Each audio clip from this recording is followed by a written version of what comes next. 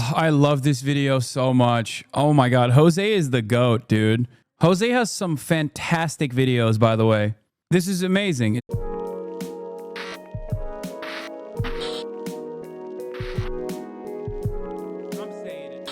Things are not going well at the Daily Wire. They're losing talent, laying off staff, and their CEO, Jeremy Boring, has resigned. With all the rumors swirling around the company, I think it's a good time to take a look at how they got here and just how bad things may be. Let's start with the beginning. The Daily Jew-hating Obama administration strikes again. They monitor Congress to target Israel. Jew-hating Obama administration strikes again. God, I love American media. Just the most unhinged group of charlatans on the planet. Famous hater of Israel, notable Jew hater Barack Obama, only gave $38 billion to Israel on his way out. How dare he? Disgusting. Really messed up. Daily Wire launched back in 2015 from the humble beginnings of being cooked up in Jeremy Boring's pool house. Boring and Ben Shapiro would start the Daily Wire through their LLC, Bentkey Ventures.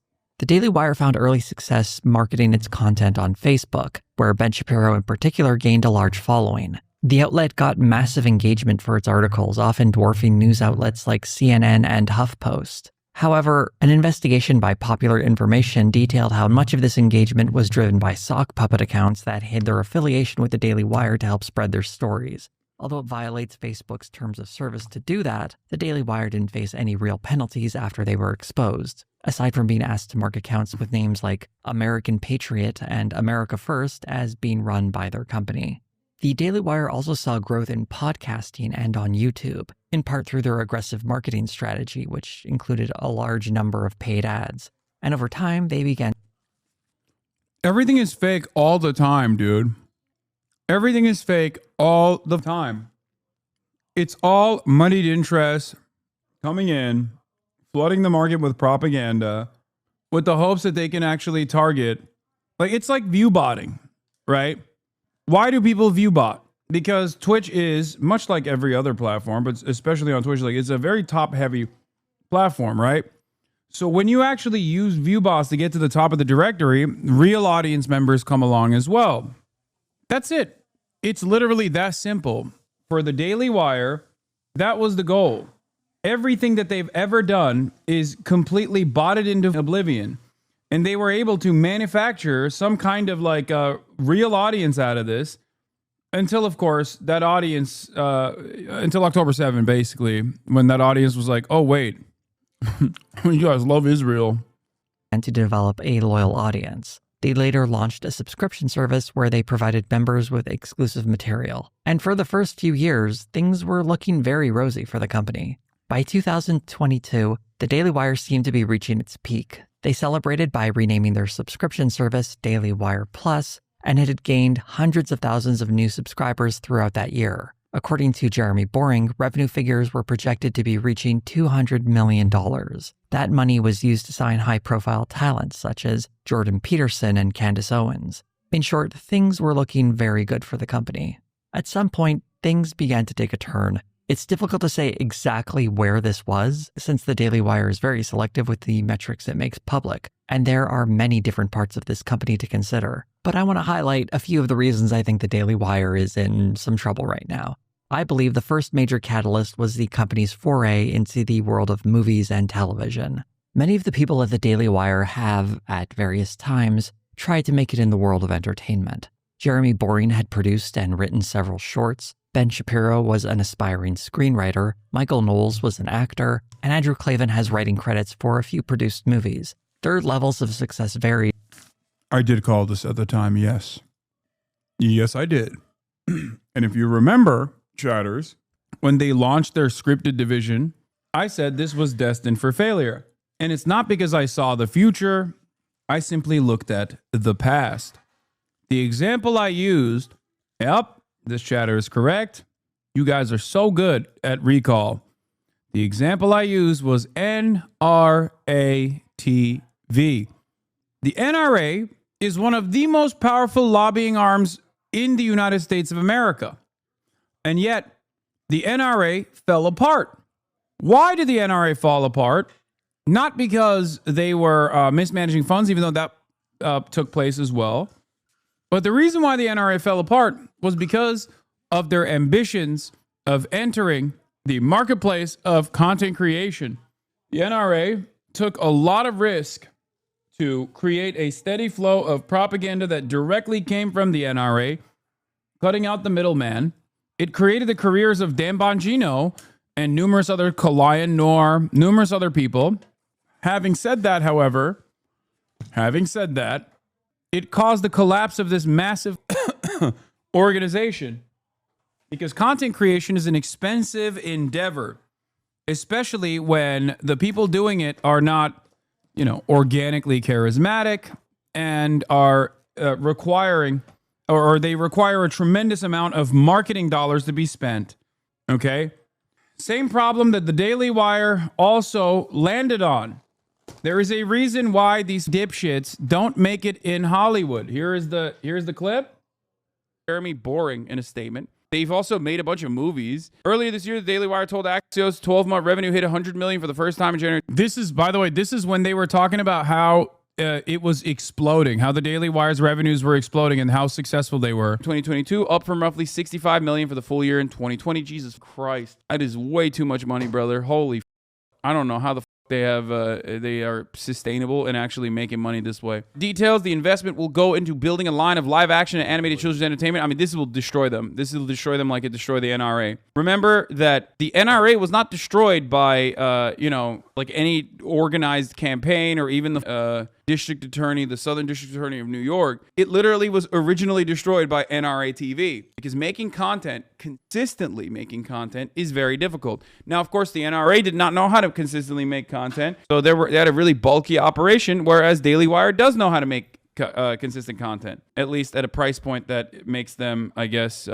make money or generate some revenue. NRA was destroyed by internal embezzling, wasn't it? Yes, internal embezzling, but also the media operation. Internal embezzling certainly played a role in it. The media operation literally was a revenue sink. It literally was just the unlimited amounts of money being pumped into the NRA TV side. And wild how I didn't know you yet. Thank you, Ethan Klein. Yep, that's from April 2nd, 2022. Contrary to what my haters might say, if you actually spend enough time in here, you will probably develop a better understanding of the world than listening to them and arriving at conclusions only because it is against the position that I'm presenting. Because that's what my haters do. They don't have actually an established worldview. They're simply reactionary to everything that I present.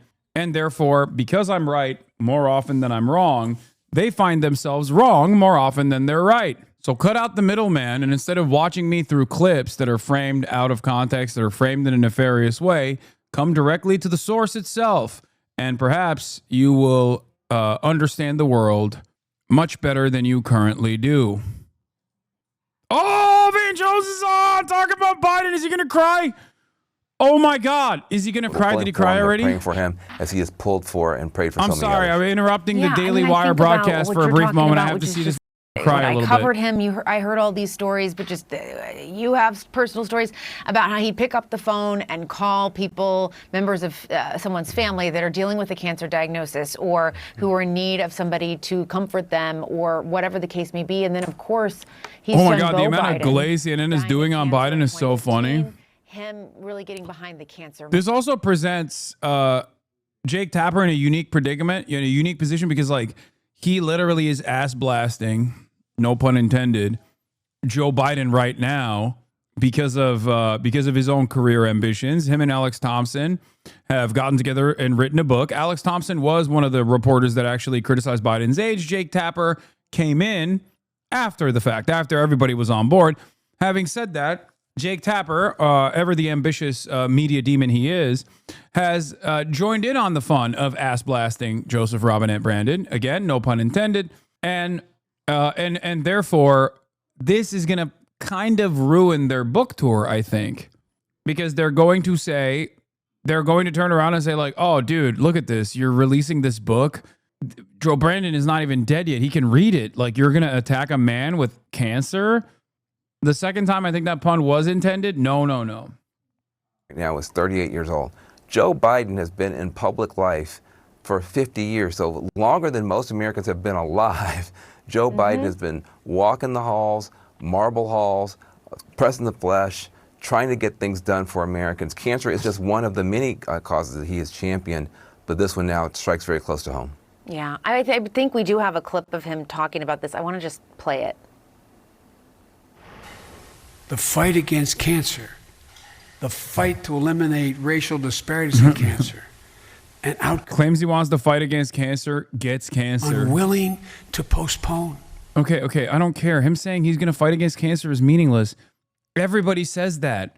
It's like saying, dude, saying he's going to cure cancer was one of his dumbest campaign promises. Who gives a Anyway, I'm sorry to see this news. Cancer is truly awful. My dad passed away in 2021 with cancer.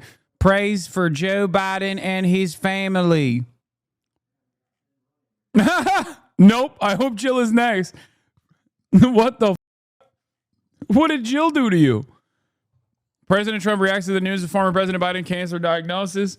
Melania and I are saddened to hear about Joe Biden's recent medical diagnosis. We extend our warmest and best wishes to Jill and the family. We wish Joe a fast and successful. Oh my God.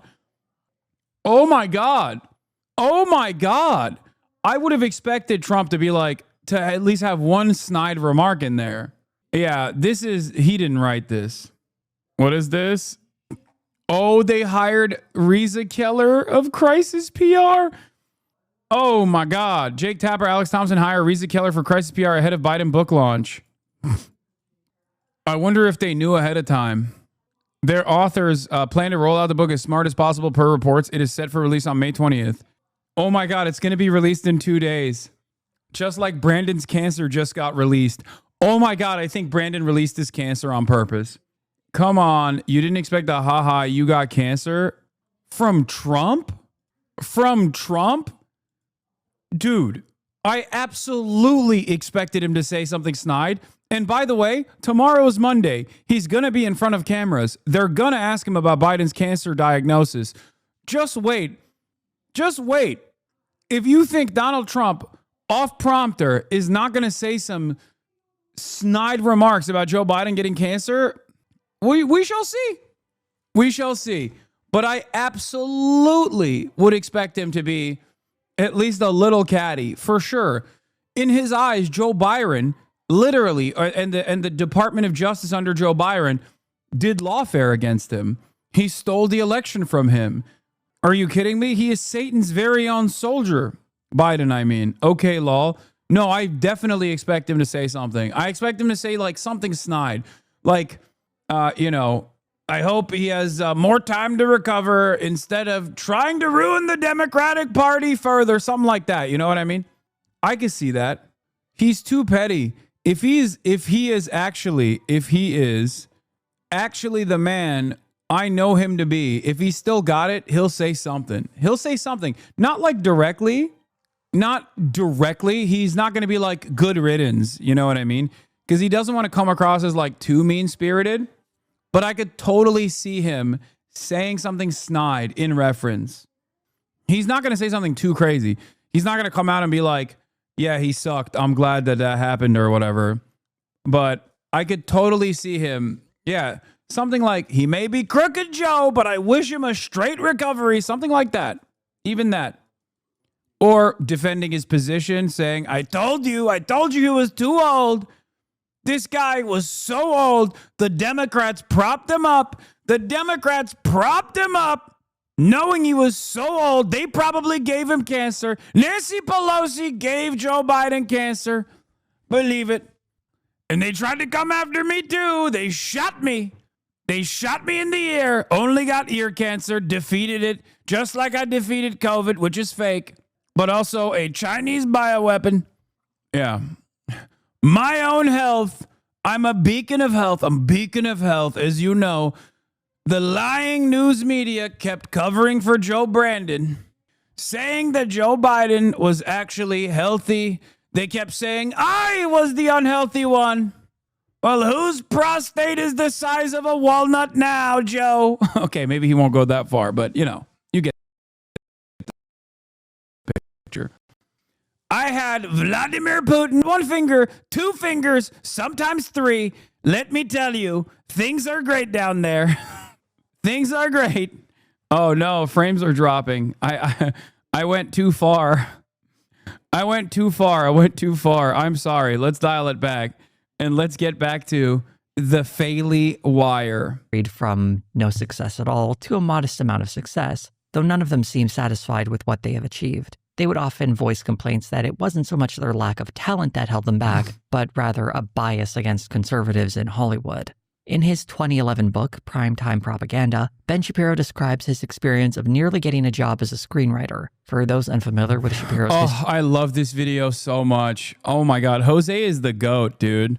Jose has some fantastic videos, by the way. This is amazing. It's like a reminder of all of my favorite Ben Shapiro hits. This interview is hilarious. history. As a young conservative, he had a column and had written a few books. For his fourth book, Primetime Propaganda, he used that public profile to attain access for several interviews with various studio executives. In that book, he describes a brief story about how he had a small opportunity to become a writer in show business. Apparently, several scripts he had written were read by studio executives and agents, and he, as a talent, was being shopped around town for a potential job. Eventually, though, his agent dropped him because of his existing writing credits, marking him as someone that people in the entertainment industry wouldn't want to work with. I should point out that one of the books Ben Shapiro had written was titled Porn Generation: How Social Liberalism is Corrupting Our Future. More than just a provocative title, that book is also an absolutely wild read. I've never read something by a 21-year-old that calls so many female celebrities whores.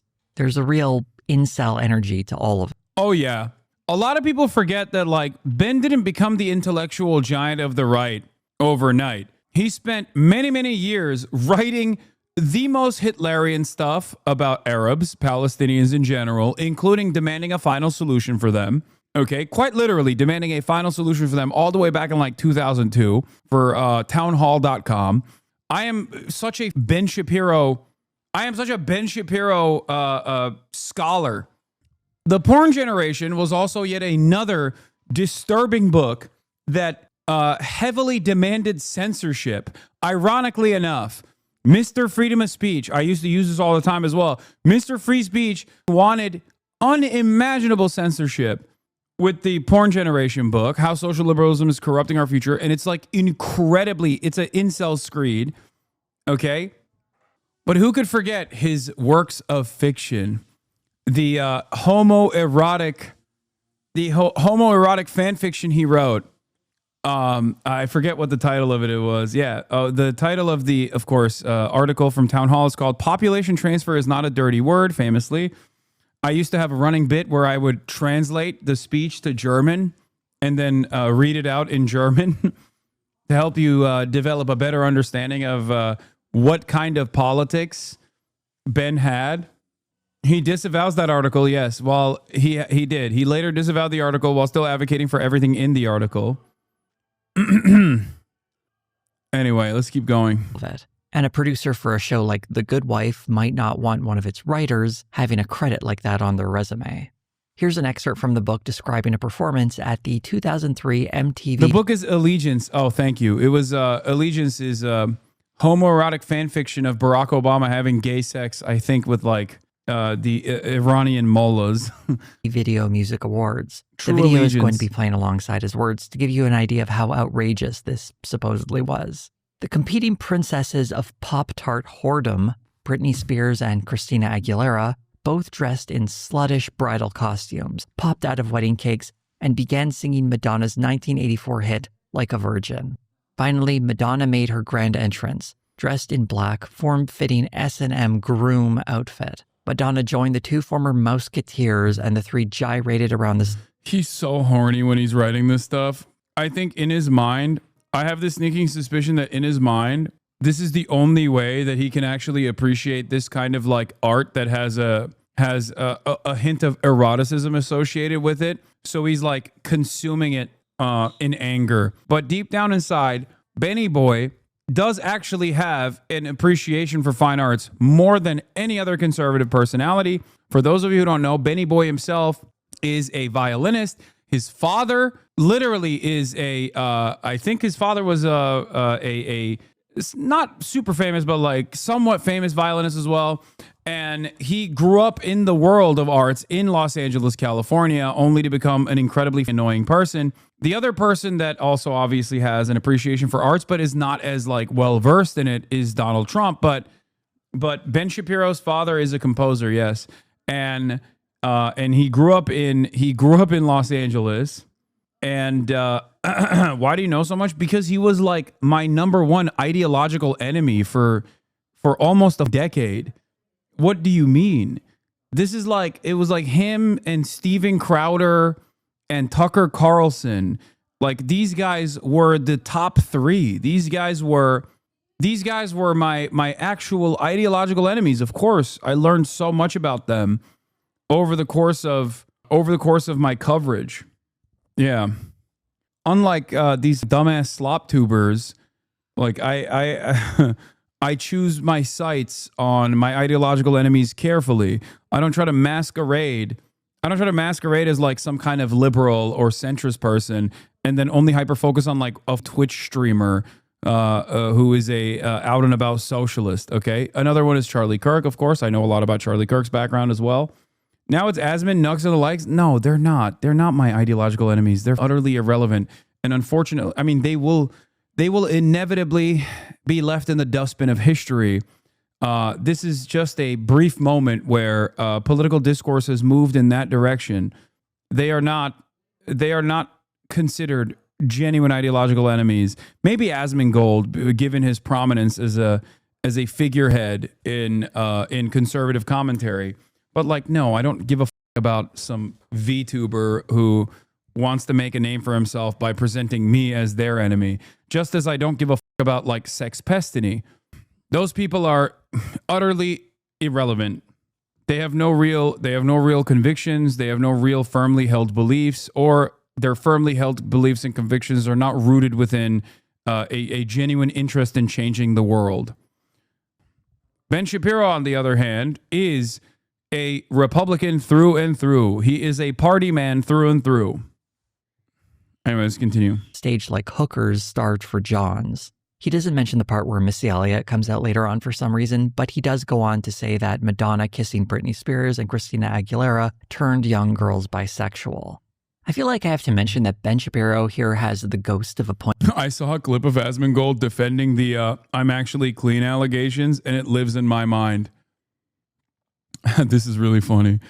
Which fan base is this? I'm gay, white, and racist. Tel Aviv nightclubs. Oh my God. Incredible. Oh, fantastic. No notes. Point when it comes to how women are sexualized in entertainment, but his solution isn't about empowering women. Rather, he calls them whores and says they should promote heterosexual sex after marriage. The irony of this origin story, though, is that Ben Shapiro had more of an opportunity in Hollywood than so many other aspiring writers. He had meetings with former studio executives and offers to develop a pilot. Getting an agent to read your script, never mind being brought on as a client, is a major, major opportunity. What Ben Shapiro never acknowledges is that it was his public profile as a conservative writer that got him these meetings with executives to begin with, starting him on this whole journey through Hollywood. That same public profile being his undoing seems to be lost to him. It wasn't the private ideas in his head, but the very public positions he was taking as a writer. Here's an excerpt from the Primetime Propaganda book. The quote here comes from an agent telling Ben he can't work with him. I don't know if this is a direct quote or if this is simply Ben Shapiro citing something from his memory. Listen, I have no problem with your politics. It's just that my agent started sending your sample around and it got to a producer on one of the shows. He said that he knew who you were and that he'd never work with you. The whole reason I'm even dealing with you is because your writing has that sparkle. But let me get back to you. Because it needs to be said, Ben Shapiro's creative writing is not good. I've done two. It's not. But True Allegiance is the gay fan fiction. But also, listen. It's not like Hollywood doesn't have its fair share of freaks and conservative writers and conservative directors. There are plenty of them out there, okay? It's just you can't be a conservative and suck at the same time, or suck as hard as Ben sucks. That's it. That's it. That's the whole problem here. Videos on that. Okay, don't you dare disrespect Taylor Sheridan, okay? No. Like, Taylor Sheridan is actually a good example of someone who is both conservative and also doesn't suck as hard. Some of his later work, yes, is not great. But, like, there are moments in Taylor Sheridan's work, there are moments of watchability, okay? You can't say Taylor Sheridan's entire body of work sucks. It doesn't. That's it.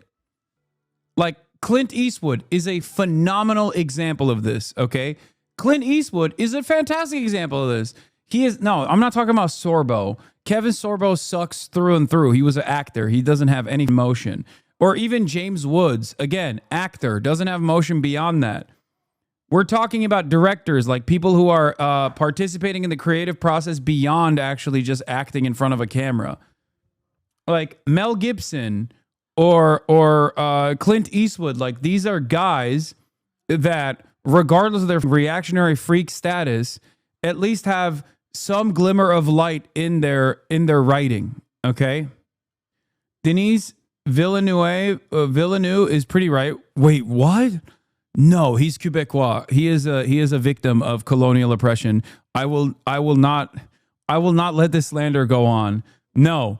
The man who is responsible for the Dune series is actually a man who is primarily guided by the experiences as a francophone living under the brutal colonial occupation of anglophones in Canada. No, he is not. First of all, he's Canadian. So I feel like if you're a Canadian and also known as a Canadian, your conservatism is nothing in comparison to like the American hog. Bro has CIA cinephiles in here spreading misinformation. I know Andrew knows a lot more than I do about this stuff, so I assume he's correct. Frank Herbert was a speechwriter for Reagan. Yes, Frank Herbert is actually a great example of this, except he also became such a hyper obsessed like Arabophile that, and also an incredible environmentalist as well simultaneously, that like it doesn't, he's all over the place. Like he doesn't count. He is a major Arabu. As a Canadian, I love how Americans talk about Canadians. It's because your worst freaks are down here ruining our politics.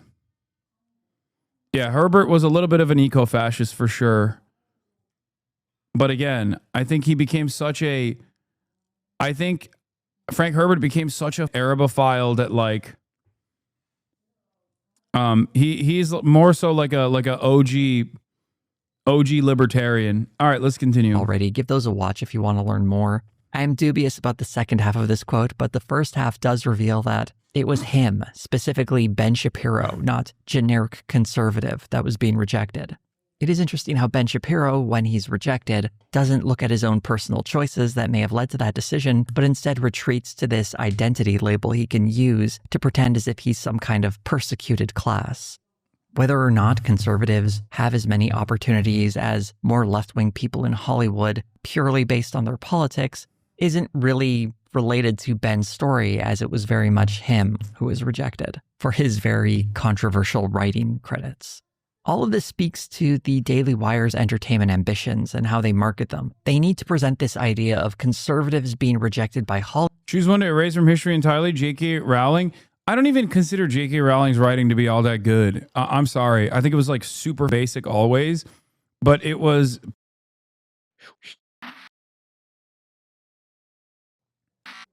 What the hell? What the heli? What the heliante? J.K. Rowling, CIA, clapped me. We're back, though, obviously. It was a brief, minor blip. It's fine. It's not the biggest problem.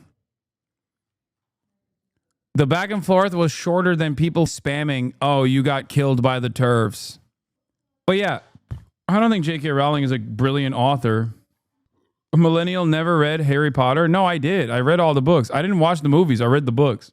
And as a child, it was fascinating universe to delve into, but I wouldn't consider that universe to be like think about J.K. Rowling and then think about Tolkien, or think about even George R.R. Martin. Okay, which one is a better author? Like, it's not even on the same planet. Do you see what I'm saying? Like, in the field of fantasy, people like Tolkien or people like George Martin are so above and beyond in comparison to J.K. Rowling. J.K. Rowling was great at making like a super simple concept. That's it. You're talking about a person who literally named an Asian character Cho Chang. Get the out of here. She is not a good author, dude. Are you joking? She made the most like heinous depiction of Jewish people in Nazi Germany, the goblin representation, as people who handled the money. Like, she is literally the most basic author of all time. But obviously that helps. It helps for children. Anyway, let's continue. Hollywood because it energizes the audience who reads them. It'd be far less effective marketing if they were. Wait, a partner streamer, Asman on top, you a whole bitch, FN? Who the is this?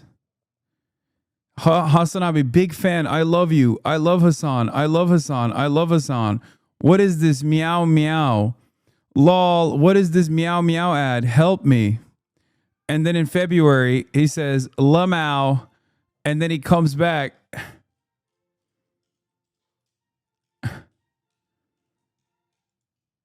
To say Asmongold Gold on top.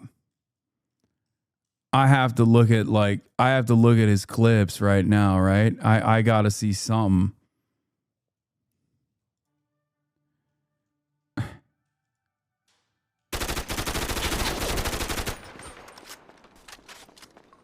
Speed boosting ass nigga. Yo! Ya biraz sesi kısın ama ya. Kendimi duyamıyorum lan.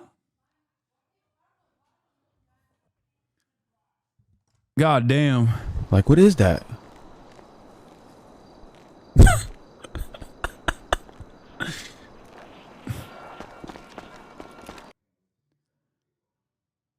He is not black. No, I think he is. Which makes this thing even funnier.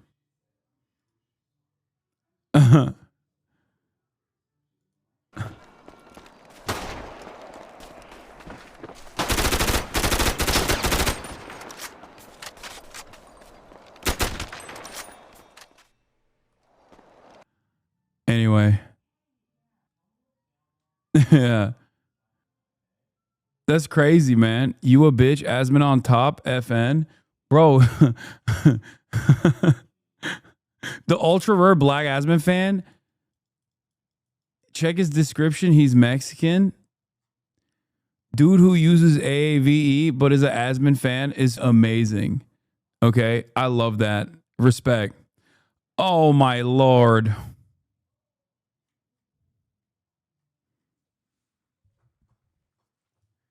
Bro.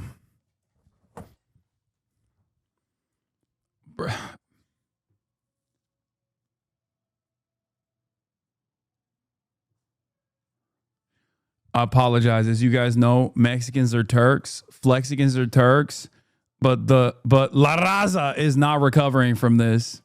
I'm sorry. No recovery. Get baited. W clout. Asmongold on top. Bro, Asmongold thinks dudes that look like you should perish from the national borders of this country. And he's literally, he's like, Asmongold be like, you're close enough in San Diego. Might as well move to the other side of the border. And this is in here being like, riding for him. Oh my Lord. Oh, amazing. For the fact that his first clip of him saying the N-word, wait, why would that be shocking? That's the least shocking thing that we found. Hit me, hit me, hit me. Hit me. Hit me. Hit me. I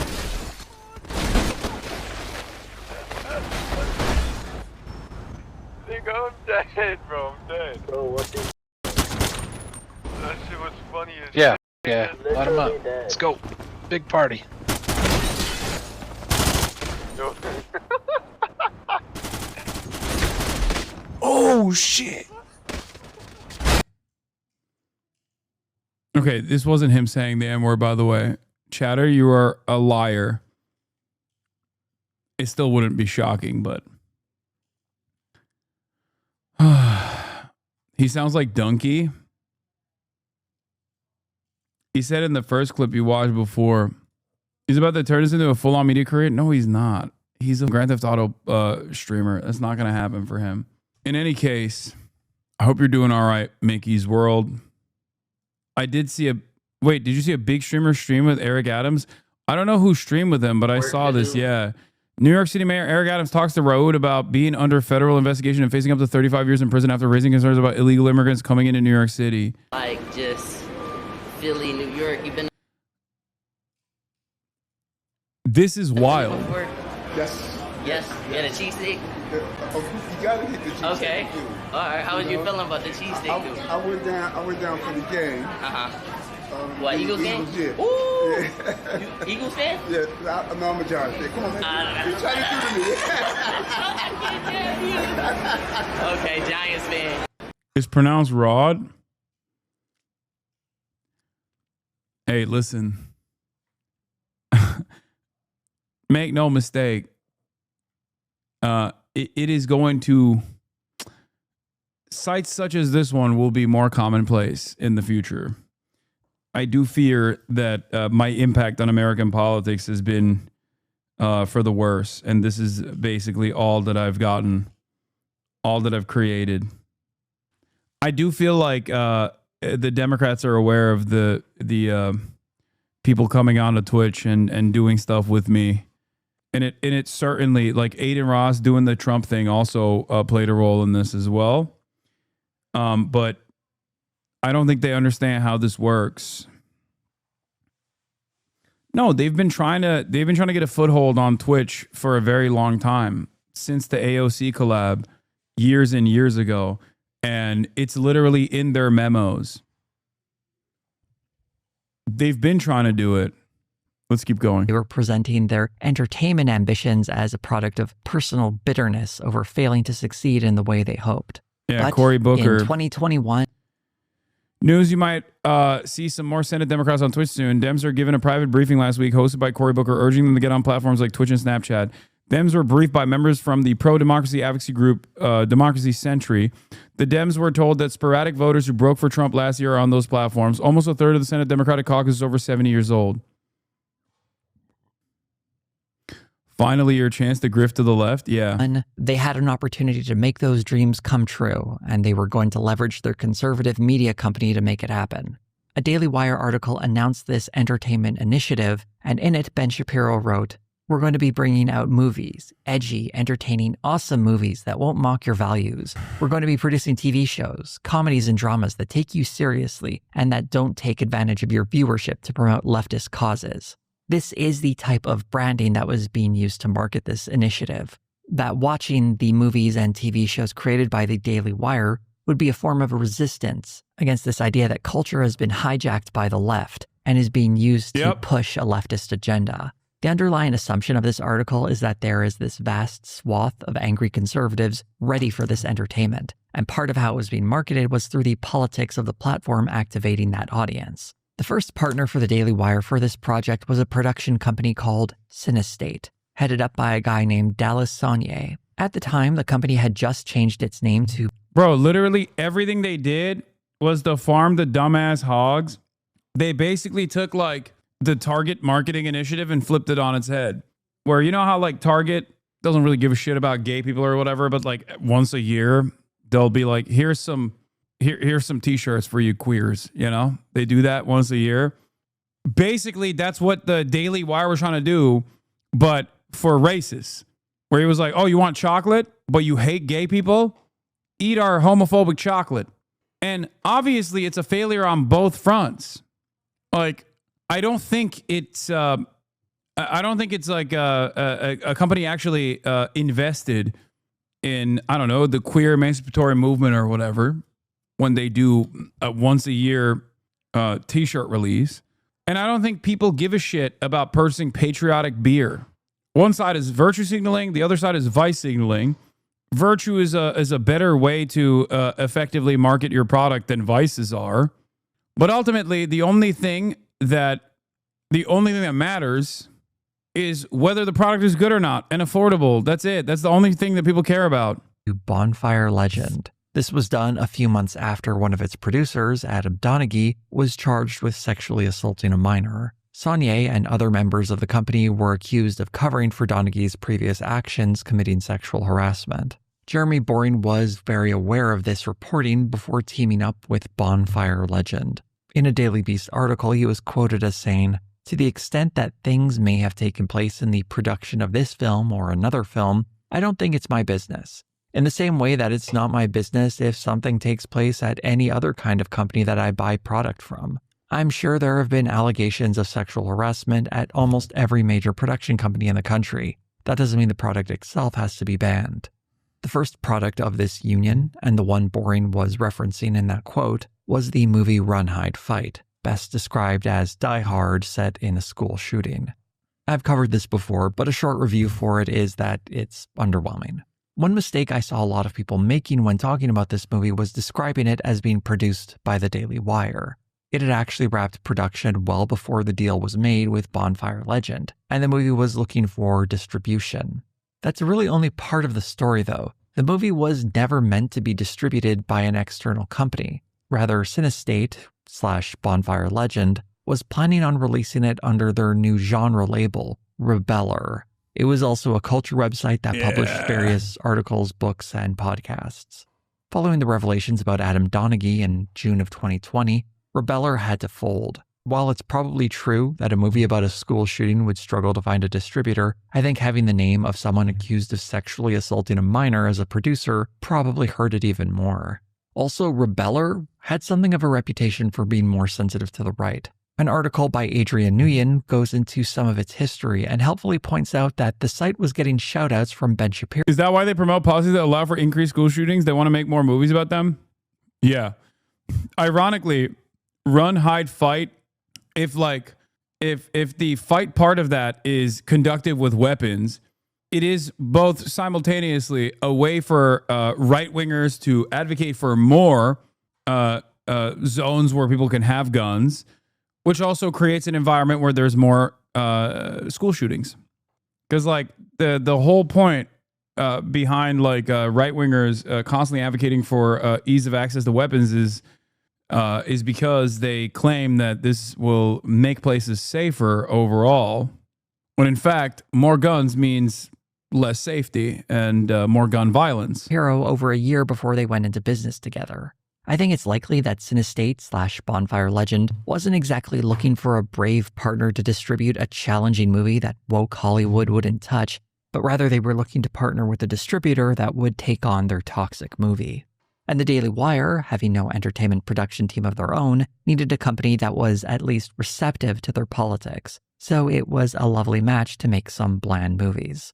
Run, Hide, Fight was released in January of 2021, and while it gets mocked, like all of the Daily Wire's movies, for making almost no money at the box office, that's not entirely fair. In the case of Run, Hide, Fight, the only numbers I could find said that it made a little under $35,000. But it's important to remember that this movie is primarily for online distribution, and while the Daily Wire doesn't share its streaming metrics, they claim to be very pleased with its performance. And I think this might be true. There was a lot of hype surrounding this entertainment initiative when it was announced, and this was their very first movie. Even if the female lead and interracial romance would have branded it as woke had it come from Hollywood, the Daily Wire's audience was ready to ignore that and support this new front on the culture war. No, I don't agree. That's another... I think Jose's analysis is wrong. No, that's not true. That is precisely the reason why Daily Wire... This contributes to Daily Wire's failure, because every single movie that they made suspiciously also had like Gina Carano, because that was the only recognizable talent in their movies. And Gina Carano is a woman. Not only is she a woman, but she's also kind of a brolic woman, and you know, doesn't fit the gender stereotype that people wanted to see from the Daily Wire. And that was part of the problem. Part of the problem was that a lot of these movies that they churned out also had women in them. If you remember, people were shitting on it. People were shitting on the movies. They were like, what the why is this like, oh, well, I thought we were above this whole like female saves the men. Back when they first announced their entertainment initiative, speaking to Deadline, the Daily Wire claimed to have 1 movie and 2 TV shows in development, but it takes a long time to produce programming. From here, we got a very long dry spell of new releases. The next release for the Daily Wire was Shut In, a thriller about a woman trapped in a closet while her drug addict ex threatens their children. Whereas Run, Hide, Fight was a finished product that the Daily Wire distributed, Shut In was the first movie they took a hand in producing. The script had been found by Dallas Sonye, and originally Jason Bateman was attached to direct. But the pandemic threw the project into disarray, and it ended up at the Daily Wire instead, with DJ Caruso now directing.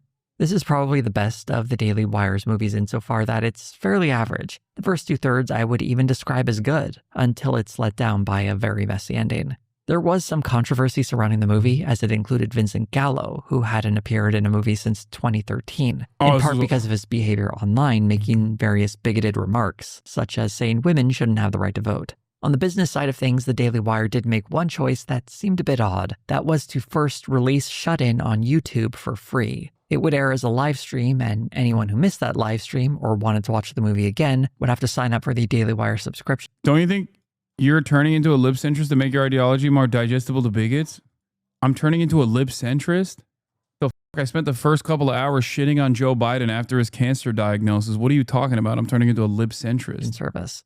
They had actually done this for Run, Hide, Fight as well, although that movie had already premiered at the Venice Film Festival. Sir, I'm not a liberal, nor am I a centrist. I'm apolitical.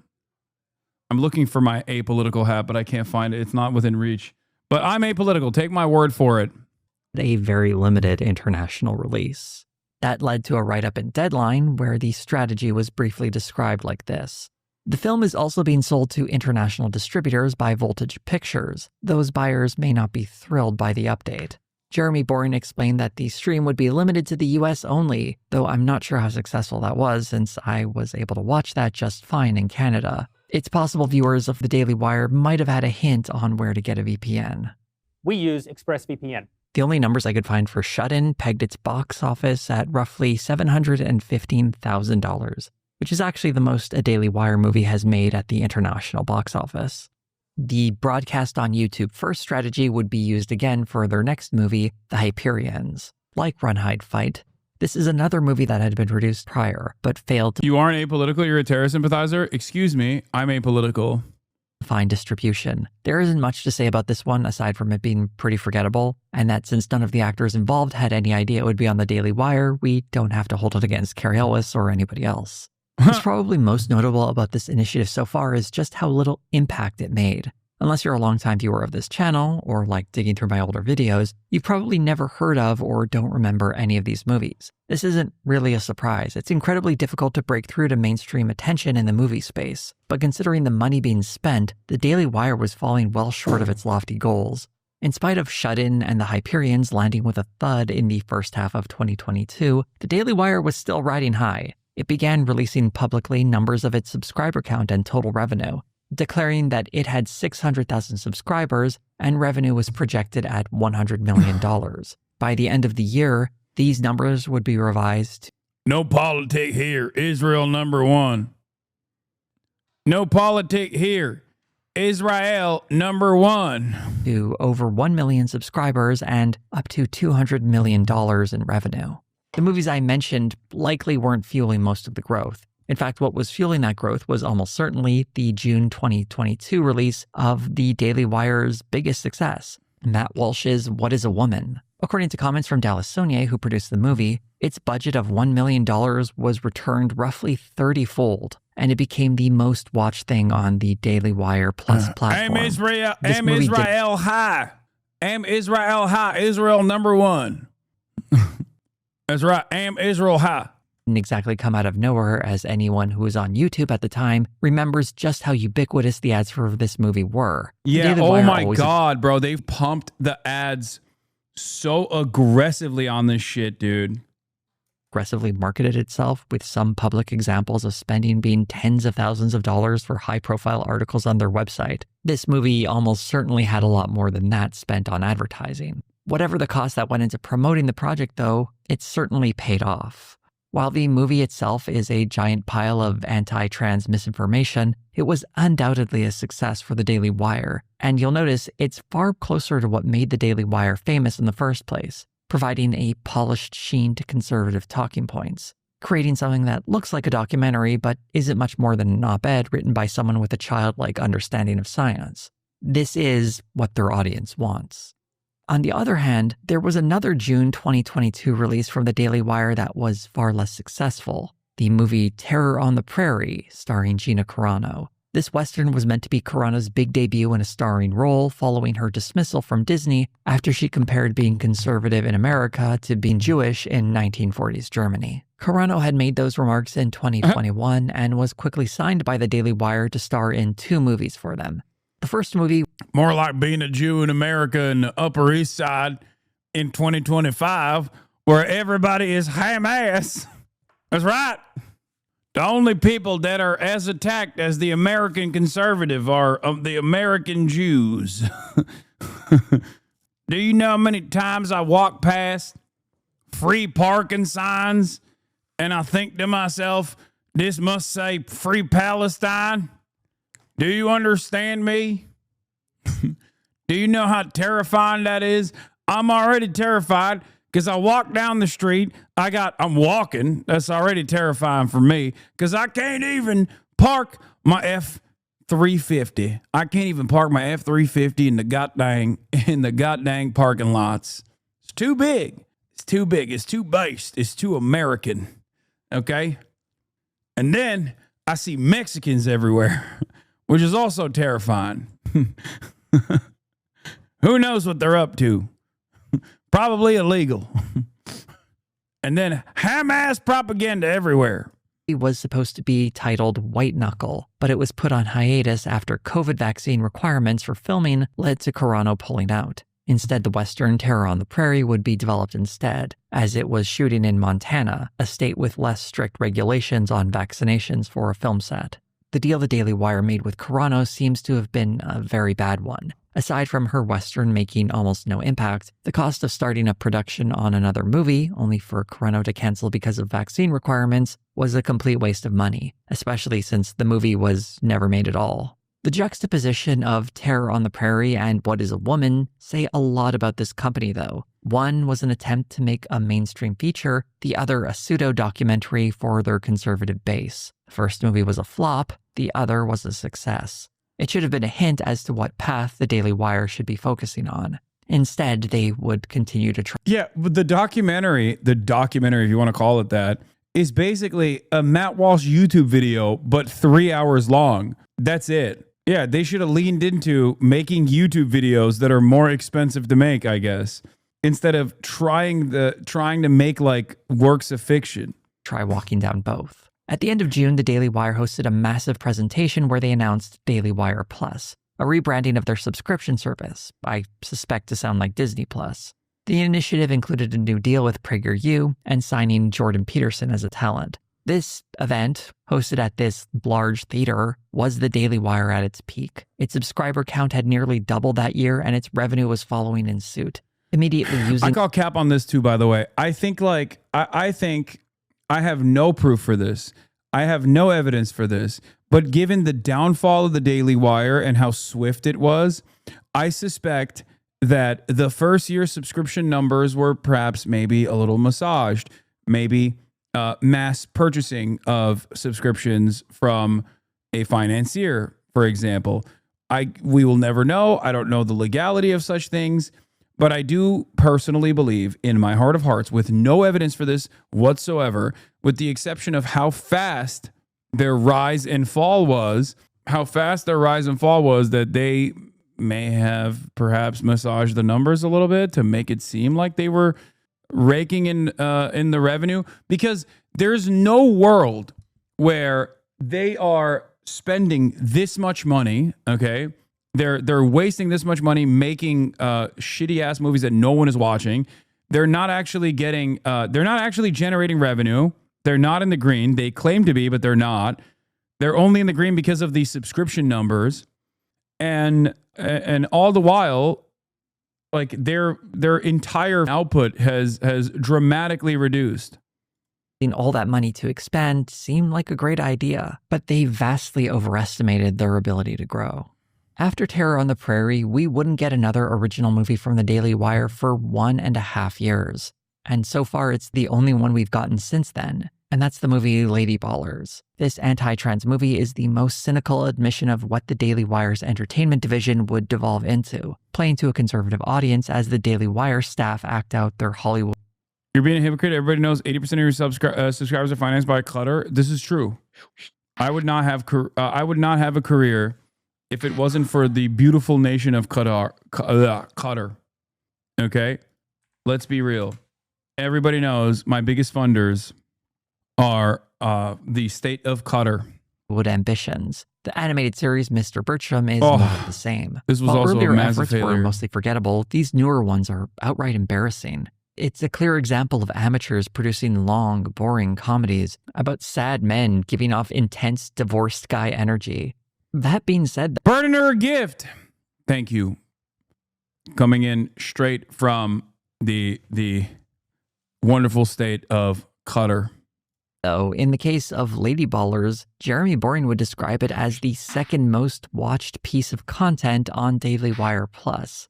As miserable as that movie may be, much like What is a Woman, it reflects what this particular audience wants. And it's very different from that attempt to reach the mainstream that were initially part of the Daily Wire's entertainment initiative. I never would make a movie for political purposes. I feel like movies have been political for generations, but I feel like when things get overtly political or agenda pushing, I tend to believe that it hurts the artwork.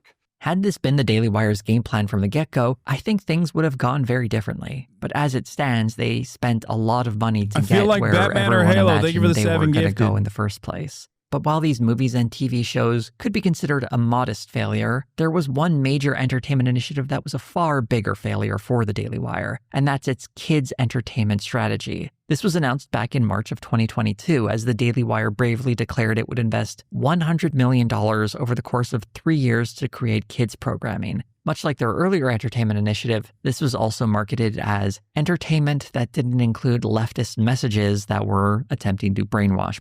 This, I swear to God, I invented this.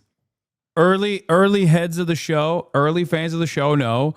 I used to have a bit where I would make fun of like conservatives being like, these children's stories are too woke. Sharing is caring. That's communism. And they unironically did that. Like they literally did that. It's like, be kind to your neighbor. How about you fear your neighbor? Okay. What do you mean be kind to your neighbor? It's stranger danger all the way, baby, especially if they look Mexican. People. To succeed in our effort to create a true news and entertainment alternative for the millions of Americans who are tired of the hegemony of the woke giants that want to preach radical race and gender theory to our kids, we're not here to teach the kids in the guise of entertainment. This is entertainment with a capital E.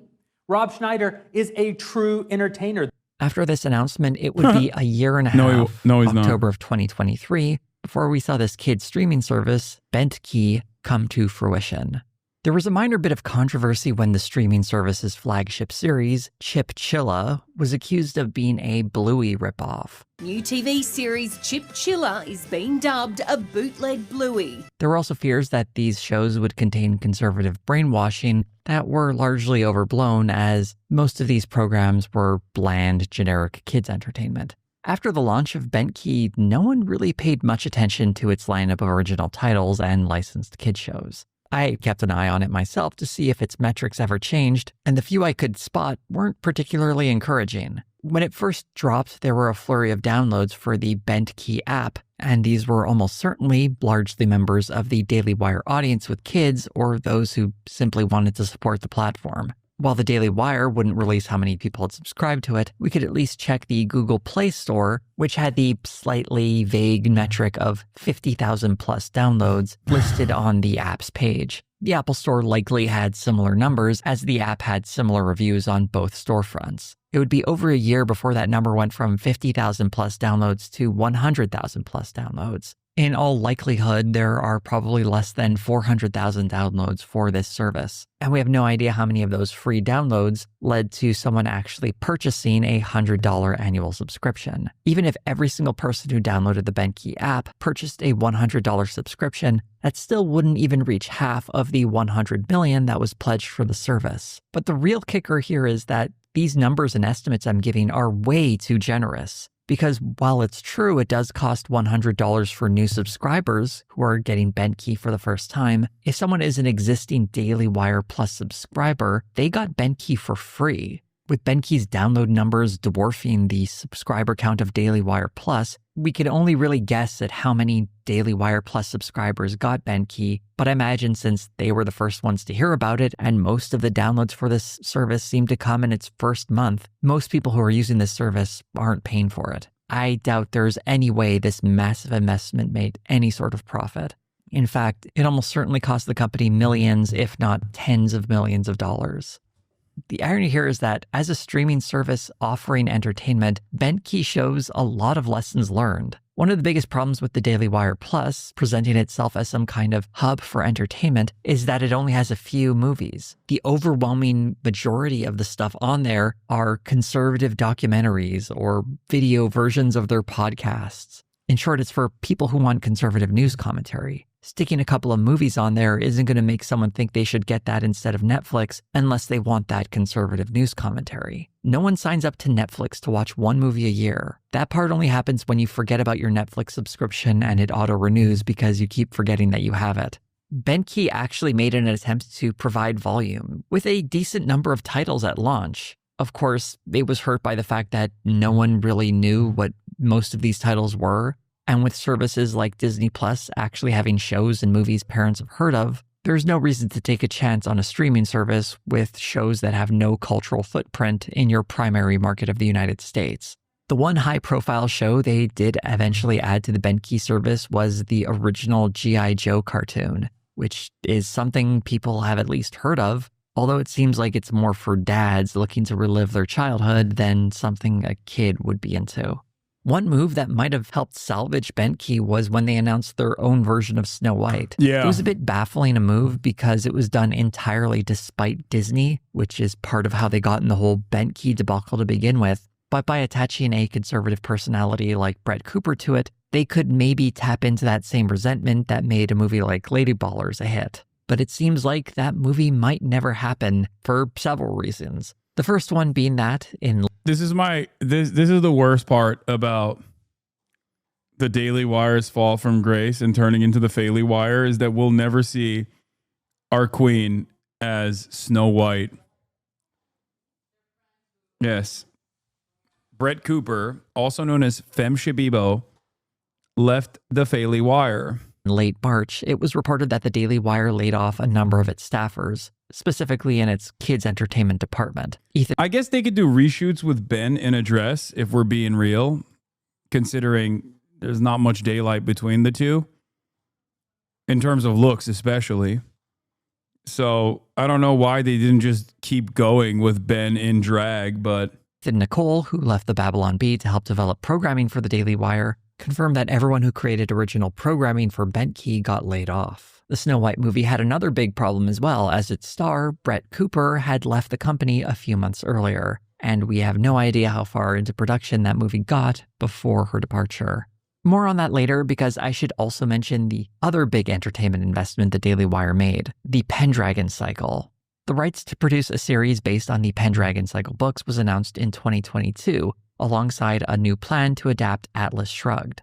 The Ayn Rand adaptation hasn't been mentioned since, but we have seen Jeremy Boring go hands-on to direct the Pendragon Cycle series. The various production diaries that have been posted online reveal a very expensive production. There is a big crew, stunts, special effects, and all the requirements that make TV productions of fantasy shows so expensive. This series is a very big bet.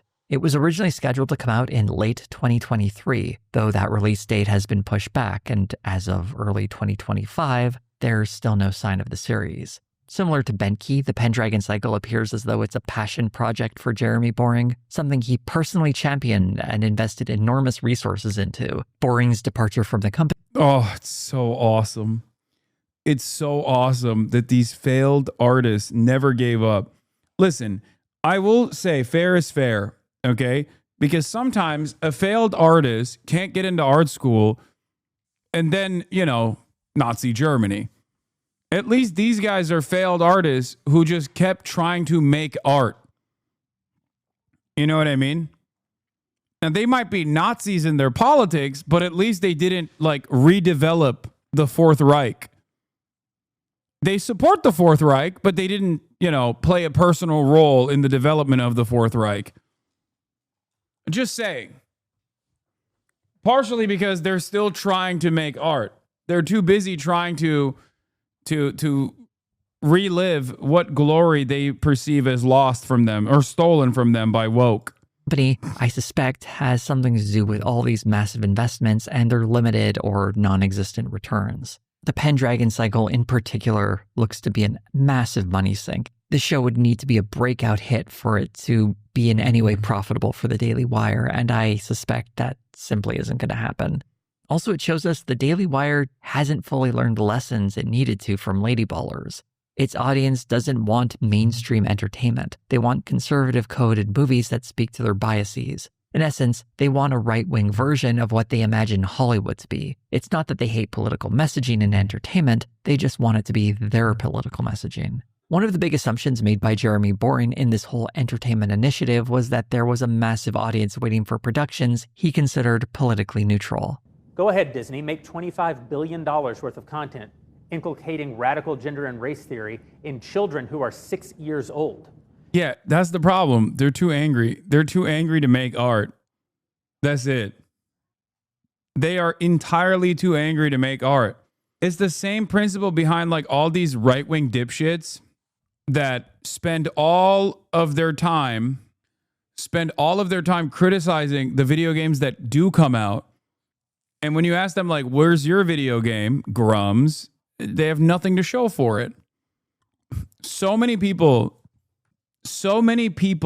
basically in the gaming sphere have completely dropped any sort of interest in playing video games whatsoever. They just care about the drama of shitting on developers that they perceive as being too gay or woke.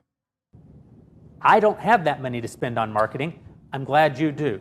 I know that 50% of everyone who encounters that content is going to want to come over to dailywire.com and subscribe here instead. What Boring fails to understand is that, while a large percentage of Americans vote Republican, they aren't all clamoring for a platform like his to start presenting movies and TV shows. If someone really wants politically neutral entertainment, why would you go to a partisan political platform? Yep. The only thing that might have made them have a chance is if they had a large selection of quality entertainment that people have actually heard of. But less than a dozen movies and a weak animated series after 4 years isn't nearly enough to win over a mainstream audience. This is especially true for Benki, which failed spectacularly and was so obviously a bad move. There were signs of a better strategy, where they actually licensed programs and produced several originals to come out at the same time, but the $100 price point for a service with no recognizable shows in a landscape filled with competitors offering better deals with more programming wasn't realistic. And to have invested so much money, reaching roughly $30 million in its first year, is just a spectacular waste. If that massive audience waiting for conservative branded TV and movies exists, it certainly didn't show up for the Daily Wire. Investing into money pits like entertainment weren't the only mistakes made by the Daily Wire. Their terrible management of high-profile personalities was also another mistake. There was a minor blow-up in early 2023 when Steven Crowder went public with a contract he considered unfair that the Daily Wire offered him. This double oof. Oh my God, this was such a glorious day. God, all my enemies died. And from the ashes of their blossoming media careers came a cockroach that can withstand the nuclear holocaust, Asmongold. is pretty crazy. Like, he basically sucked up most of these guys' audiences. It is wild to think about. More or less blew over when footage of Crowder being verbally abusive to his pregnant wife before they eventually divorced surfaced. There were a few slave contract, $50 million slave contract. Not just withstand, but thrive. A roach rose from the ashes like the phoenix of filth. Yeah. Look, everyone's time will come, okay? And I'm not just saying that for hopium or copium or whatever. It's just when you don't have real moral conviction and the only thing you care about is just engaging in reactionary slop propaganda is only going to take you so far. There will come a day when the political tide will change. There will come a day where you fly too close to the sun and you won't be able to withstand the negativity that is associated with such things.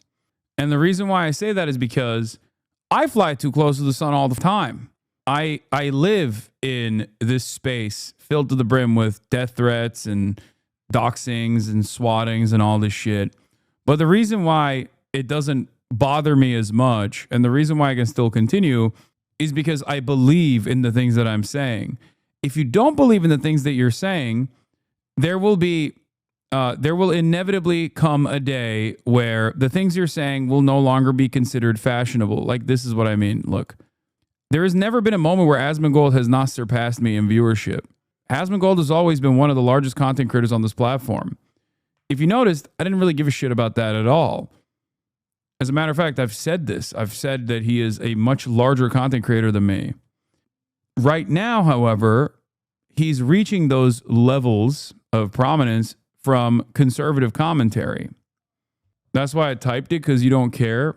Okay, well, it seems like you care more than I do, right? If Asmongold got 100K viewers playing video games, great. I don't give a shit. It's awesome.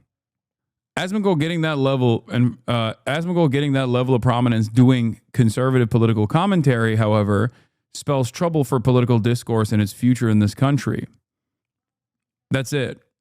Because it means that people are looking for even dumber and dumber reactionary slop rather than at least like ideologically minded propaganda that used to come from the likes of Steven Crowder and Ben Shapiro, who would at the very least entertain the conservative think tank talking points that came directly from the American Enterprise Institute or the Heritage Foundation or the Manhattan Institute. That's it.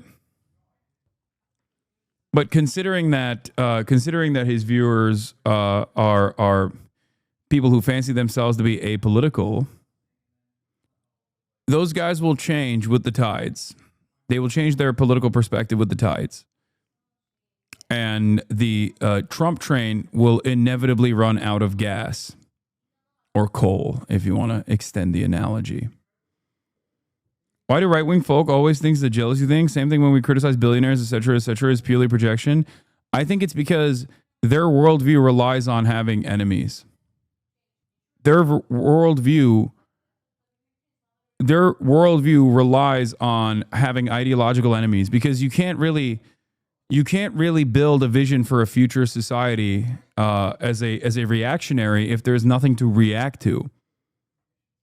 Because if you were to be honest about a conservative future and were to design it, if you were to design a conservative future, most other conservatives that are in the margins would go, oh, I don't know if I want to live in that. That seems kind of shitty. Because when expanded to its logical conclusion, a conservative vision of society, a reactionary vision of society, is basically just Israel or Nazi Germany. And most people, understandably, don't want to live in Israel or Nazi Germany. Even conservatives who think that they are in this battle fighting against like progressives or people that have gone too woke, they only join the ranks of conservatives because they think liberals have gotten too out of hand. Progressives have gotten too out of hand. They have negatively polarized themselves towards the Democratic Party because they think the Democratic Party is the vision for a leftist future. This is why conservative movements are destined to fail unless there is genuine ideological conviction that's grounding them. And I don't think there is. I mean, I'm sure there's like some real ass Nazis in there in those groups, but for the most part, I think it's an ideology destined for failure. Elements of this feud between Steven Crowder and the Daily Wire I want to highlight, particularly a phone call you recorded. What is this? All he ever Kobe Unleashed. Maybe you should have shown some more Houthi music videos. The tide would change faster. What? Chatter, what's interesting about this is you're in here mentioning him. You're the one who mentioned him. And you're not him. Like, I'm a content creator. You're a chatter. You're a chatter fighting his battles in this chat. Who do you think is more pathetic in this regard? And the person that you're defending is Asmongold. Under normal circumstances, if you were to show his content or commentary to like average people in your life, I think they would probably think less of you. I'll be honest. Like, imagine showing, let's say you go to school. You probably don't. I assume you're a NEET. But let's say you were going to school and you were like, hey, you want to see my favorite content creator? And it's a dude with roaches crawling over him who says insane shit with regular frequency. I feel like most people will think less of you in the real world. That's it. So I find it particularly funny when Asmongold fans will also then come in here to be like, you don't know the things you talk about. Brother, your favorite political commentator is Asmongold. Like, what do you mean? You're not in here for knowledge. You're not invested in the realm of politics for developing a vision of society that you think is going to be one where everybody thrives. The fuck do you mean? Asmongold is successful because he even knows less than Ben Shapiro. Ben Shapiro is biased. He is a propagandist. He lies with regular frequency for a political vision, but at least he has one. Asmon doesn't even have that. At least he, went to college and went to law school and knows how to write, even though his output is disgusting. You are not even embarrassed to come into an actual political commentary stream to say that your favorite content creator that you want to defend is Asmongold. That's an automatic disqualifier. Coming in here and saying like, oh, dude, I get my notes from slop tubers is hilarious. You've already given the game away. You get your notes from a guy who doesn't even believe half the shit that he's saying because he knows that dumb like you will go, oh, yeah, he's based. And then you try to, as soon as the reality sets in, you turn around and say, we're all cogs in a machine. You think we're making a difference. Like, you're not being thoughtful when you say this, okay? No one thinks you're brilliant for making this statement. We know that political action takes time, okay? We know that political action takes time. It requires a tremendous undertaking, okay? It takes decades. That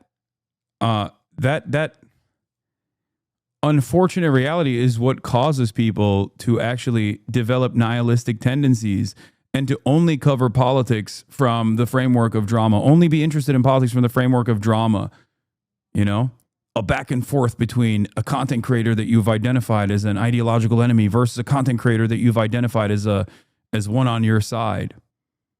That's it. I appreciate that coming from a slob tuber who claims to do journalism. That's funny, little bro. Brother, once again, the reason why you feel this way, the reason why you feel the way that you do is because of the communities that you occupy online.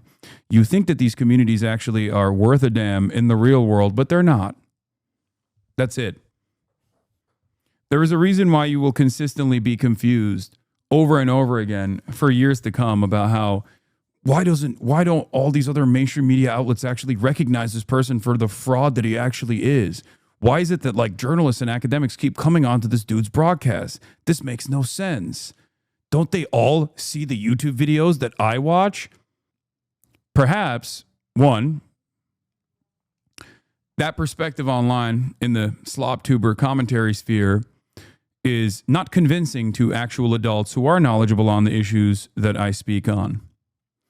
Or perhaps it's not enough to develop a comprehensive perspective of a person's worldview or commentary on any subject matter when the only introduction you have to said subject matter is a negatively framed 17-second clip. Once you identify this contradiction and internalize it, you will be able to expand your consciousness. Okay? I don't claim to be a journalist. I do, however, sometimes engage in journalism. Okay? I'm a political commentator. I'm a Twitch streamer. But there is a reason why at least respected journalists do consider this community and what I do to be worthwhile. Once you identify what that reason is, you will perhaps open up your mind to new concepts that you never thought was previously possible to understand. Recorded with Jeremy Boring about a contract he was offered. It gave us some insight into the Daily Wire's hiring policies. Bench talent, young talent, they don't get deals like this. So they don't get deals that... They can be wage slaves for a little bit, come over and make a salary and grow their brand. This is an important bit of information that gives us a sense of how the Daily Wire treats its talent, particularly its new talent, paying them slave wages while their online identity is being built, and then possibly offering them a bigger contract down the line. Steven Crowder's initial offer had a staggering dollar figure of $50 million over 4 years, a fact Crowder didn't share at the time. Far more damaging for the Daily Wire than the Steven Crowder controversy was the departure of Candace Owens. She had joined the platform in 2021 and starred in the program called Candace. In March of 2024, Candace Owens' departure was announced by Jeremy Boring on Twitter. The reason for her departure was never made entirely clear, though many assumed it was her butting heads publicly with Ben Shapiro, particularly over the ongoing genocide in Gaza. This explanation, while logical, has a few confounding facts. Candace Owens' support for the Palestinian people doesn't seem entirely genuine. In fact, in 2019, she tweeted that... Yep. In her defense, supporting terrorists in the Middle East seems to me like to be the next logical step for a party that defends MS-13. Demands open borders and hates Jewish people and babies. Separately, how funny if Trump just deported her. That's Candace Owens on May 6, 2019. Jose, once again, coming in hot with the now, I assume, now deleted Candace Owens tweets. Congressional Representative Ilhan Omar should be deported for criticizing the ongoing violence in Gaza. While it might be tempting to say her turn on Israel was a result of the state's actions after October 7th in 2023, it appears her pivot started almost a year prior when she retweeted an anti-Zionist statement from Max Blumenthal, leading to a public confrontation with Ben Shapiro. I'm not sure why or how Candace Owens turned in her Zionist card in these intervening years, but she seems very aware that making comments like the ones she made in November of 2022 would annoy her boss. Owens would continue to make comments like... I think Candace Owens knows that the pro-Palestinian route is not necessarily enough to launch her career into the next level, but the anti-Semitic route certainly is. The pro-Palestinian route offers him intellectual honesty in the eyes of onlookers that are not familiar with her entire commentary, right? They look at her and they hear, oh, well, she's brave. She's bravely speaking out against something that mainstream media refuses to speak to. But that's simply just a cover for her. It's a cover for her to actually do the things that do make her popular, which is to say anti-Semitic things. And yes, I am saying it. Anti-Semitism is an opportunity for a career nowadays. It didn't used to be, because there was a fucking stranglehold, understandably, on anti-Semitic rhetoric. Well, whenever someone was being anti-Semitic, they would get clapped, they would get banned, okay?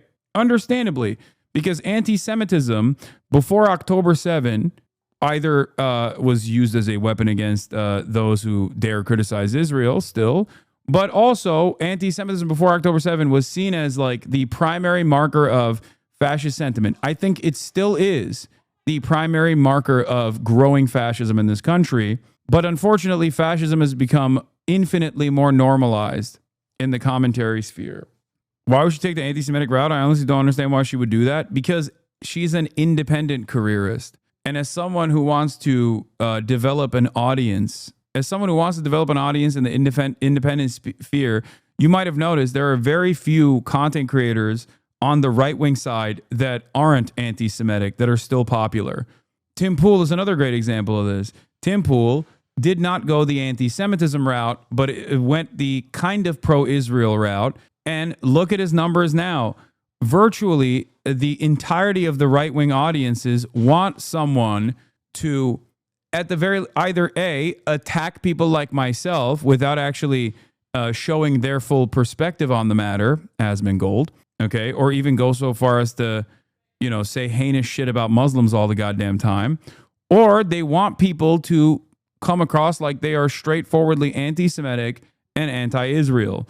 It's very difficult to be right now. It's very difficult, I think, in the right-wing commentary sphere to be a pro-Israel content creator, especially for younger audiences. They've completely dropped it. Right-wing audiences have most audiences under a certain age demographic have completely dropped support for Israel. It's over.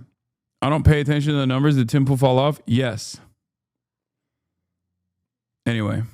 Like these until eventually she left the company. Literally the only thing I type about is how identical Asmongold chat and Hasan chats are, and how identical Asmongold and Hasanabi are streamers who cater to the hive mind chat. Ironic because you're in here, but if you were to actually show a point of contention to Asmongold in a similar vein, he probably wouldn't pull you up. He would probably ban you. So if you're right-wing and don't support Israel, you're anti-Semitic and a fascist? No. Candace Owens is. I wouldn't say every single right-wing person is. There are plenty of right-wing people that don't hate Israel because it's the Jewish nation state. They hate Israel because they see the dead babies and they think that's really f***ed up. Or they see the dead babies, they think it's really f***ed up, and it's additionally f***ed up because it's being paid for with our tax dollars, and they can't stand the arrogance of Benjamin Netanyahu and other pro-Israel accounts or pro-Israeli politicians that come out and actually undermine American civil liberties at the behest of Israel and its objectives, its policy objectives. There are absolutely right-wingers that are agnostic in terms of their analysis of Jews or whatever, but simultaneously don't like what Israel is doing. It's totally understandable, dude. What do you mean? There's only so much death and destruction that the average person can look at and go, yeah, this is fine. This is totally acceptable. This is great. There are rumors floating about saying that she wanted to get out of her contract or that some sort of gag order was placed on her, but it's been difficult to confirm any of that. And it's quite likely that Candace Owens is happy to play into controversy that raises her profile. What is undeniable is that Owens' departure is a huge... Go look at it. Asmongold's chat never stops talking about Hasan. Hasan's never stopped talking about Asmongold. Asmongold's chat never stops talking about me because they have no other way of understanding politics. They have to see it from the framework of drama. My chat talks about Asmongold every now and then because he says some insane shit as a prominent right-wing content creator. That's it. Also, he has Hasan emotes in his chat. I don't have Asmongold emotes unless you think the Roach emote is an Asmongold emote, in which case, that's just a universal one. Like, you're talking about a group of people whose political understanding is like whether or not there's like a black woman lead in a video game. That's not real politics at all. Of course, they're going to constantly talk about me. I am the number one beacon for people who don't. I'm the number one beacon for people who don't actually have any like real worldview or moral convictions, but simply hate everything that they consider to be woke and DEI. Huge loss for the Daily Wire, as she has gone on to have massive success since leaving. She is getting millions of views on her YouTube channel, which mixes celebrity news and absurd conspiracy theories. Another talent the Daily Wire lost was Brett Cooper. While Owens was a known commodity before signing with the Daily Wire, Cooper was more or less plucked from obscurity. Some producers You at the would have Daily the Wire American created media the talking format about for her you? show, and then she was Yeah, I had the international media talking about me too, but that's not the first time that Asmongold has been talking about me, and that's not the time. That's not the first time that they used my face as an emote in their community chatter. It's been going on for quite a while. For someone like, listen, dude, look, it's this simple. Are you ready for this? For someone like Asmongold, who presents himself as apolitical or nuanced or a centrist, while also doing right-wing commentary, he can't just come out and repeat American Enterprise Institute talking points because that's boring. And most of his audience is not invested in that. That's why they analyze Trump from the perspective of content. They're like, oh, he's the content president. He's doing so much content. If you do not have a larger scope of understanding, a framework of understanding that like Trump's actions are probably going to impact you in a harmful way, then you can only, then you look at it because you feel from your position of privilege, which is not even correct. You're not even privileged in that regard usually, but you feel like these are policy positions that you're sheltered from, and it's simply actually destroying your ideological enemies, the wokes of the world, the DEIs and shit. And that's precisely the reason why you angle your commentary from the framework of constantly being at contest with someone who does care about about being an opposing figure, an ideological enemy to the Trump administration. That's it. That's it. That's all it is. hired to fill that role. Shortly after, she became very popular at the Daily Wire, with her show, The Comments Section, being one of the most viewed at the company. Cooper had become so ingrained into the Daily Wire that she was set to appear in the Snow White movie and the Pendragon cycle, only the latter of which actually wrapped filming, so we know she'll at least still be appearing in that, assuming it ever gets released. Brett Cooper announced she was leaving the Daily Wire in December of 2024. Much like Candace Owens' departure, Cooper has largely remained tight-lipped about why she left, although she did offer a diplomatic farewell. Today, December 10th, will be my last day hosting the comment section and working for the Daily Wire. It is not true that I am being forced out. It was my own choice to leave. And believe me, this is bittersweet. The comments section has gone on without Brett Cooper, with her producer Reagan Conrad taking on hosting duties. I can only assume the Daily Wire believed that since they created the format, they could swap hosts and move on like normal. Only this isn't like replacing Johnny Carson with Jay Leno on The Tonight Show, because it's easier to click on a new video than find a different TV show to watch at 11:30 on a weekday evening. The response to Conrad has been very hostile, with lots of nasty comments and a huge drop-off in views. And undoubtedly, the comments section is a shell of what it once was. This cynical host swap is very much what you'd see on Fox News or some other traditional media outlet, completely misunderstanding the digital space and the importance of personalities. What's funny about Brett Cooper's goodbye is she expresses this vague desire for new challenges and new endeavors. I am ready to take on a new direction, both personally and professionally. This means new challenges and new endeavors, which I will share with you soon. Apparently, this means starting a YouTube channel where she is doing more or less the exact same show, but probably keeping more of the money. Much like Candace Owens, Brett Cooper started her own independent show and is racking up some very impressive numbers, mostly talking about celebrity culture with an embedded right-wing framing. The Daily Wire must look at these numbers and regret their mistake in letting Cooper go. Whatever she might have been asking for, they probably should have paid it. I can't help but think about the contract the Daily Wire offered Steven Crowder, and I wonder if Candace Owens and Brett Cooper noticed it too. Were they not being offered the big $50 million deals? Or did they simply grow frustrated working to build up a company neither of them need? Or perhaps they believed they deserved ownership of the show that is built around their talent. All we can really do is speculate, but the important... They lost two of their major talents, and the last remaining major talent is Matt Walsh. And Matt Walsh is in a unique predicament as well. I think a big part... Number one, they tried to do blue chip, big ticket, big budget Hollywood productions. That's a costly endeavor. You don't have the audience for it. You're not going to be able to get into it because you don't have the talent for it. That ate away at the healthy runway that they had created for themselves, which I speculate they got from big donors by way of subscription revenue, right? Then they lost Brett Cooper, who was a genuine talent, a rising talent, even though she was astroturfed into that position of prominence. It doesn't matter.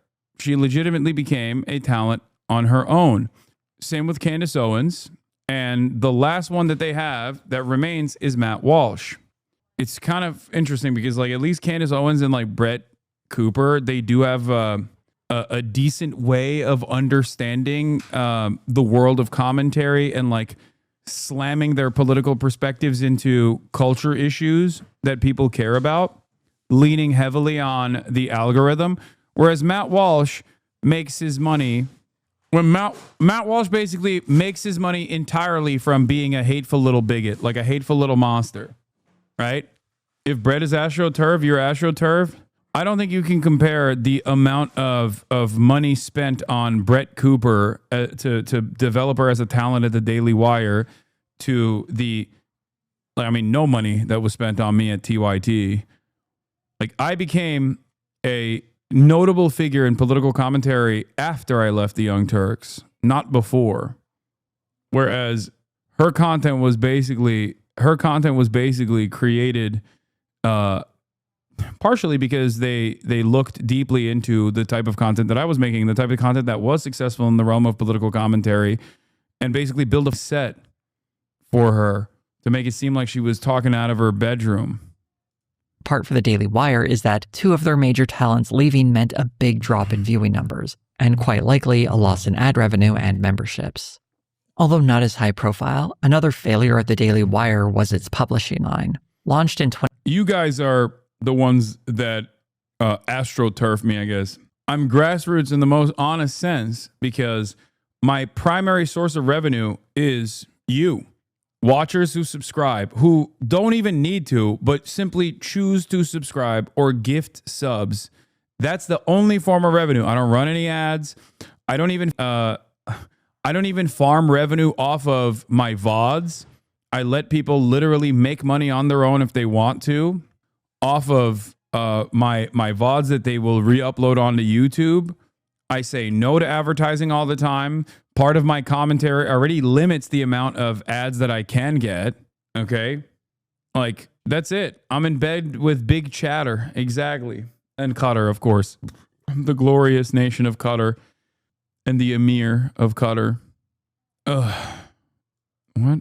Please explain what's a genocide and how is Israel doing it? Yeah, here. There you go. How do I respond? Watch this video. Is Israel doing a genocide? It'll be like I'm responding to you directly, Chatter. 2021, it featured books by Ben Shapiro, Matt Walsh, and other figures on the right. Although most of its books you probably wouldn't recognize, you might at least be familiar with the Johnny the Walrus children's book that Matt Walsh published, one of the few successes for the line. It eventually closed up in August of 2024. Alyssa Cordova, who was leading the imprint, spoke to Semaphore and said, Daily Wire was actually quite successful with the books we did publish by industry standards, but traditional book publishing is high effort and low margin and doesn't make sense for the pace of our business right now. The article goes on to highlight comparative sales between traditional publishers and conservative upstart publishers, showing how most of the titles offered by conservative publishers in the last few years have struggled to find the same level of success as books by conservative authors coming from traditional publishers. Cordova was reportedly part of the layoffs that hit the Daily Wire in March, though she would later clarify that she voluntarily resigned. This small failure represents one thing that I think is actually kind of neat about the Daily Wire, and that's its tendency to try out weird and different things. What other media company lets its hosts sell board games they make, advertise novelty cigar brands, start a random sports channel, sell weirdo plushies or candles that smell like a monastery? But the reason most companies don't do this is because it's obviously a huge waste of money, because it's hard to find an audience that wants to buy and watch all of this. When researching the Daily Wire, one of the few sources of actual numbers for their inner workings usually comes from Axios, specifically from articles by Sarah Fisher. Unlike a lot of other sources that speculate based on announcements from press releases, Fisher seems to have an in with Jeremy Boring. In fact, Jeremy Boring stepping down from the Daily Wire was an exclusive.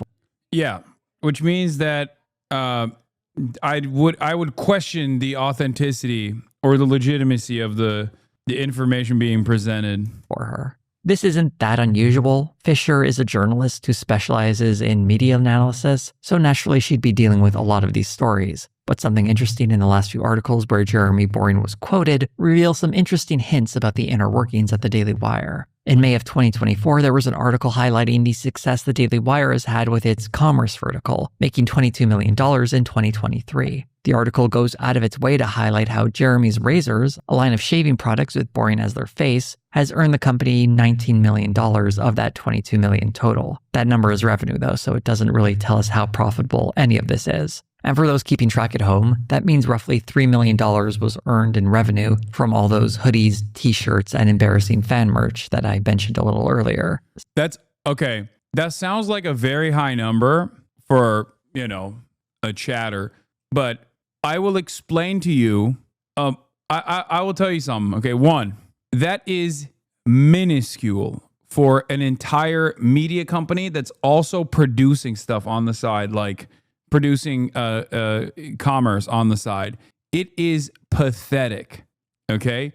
Especially when you consider what their profit margins might look like. It's impossible for them to be turning profit here. It's virtually impossible. Their overhead is so much more costly, okay? If that's their revenue numbers, their overhead is probably so much more costly. And the other thing I will mention is this.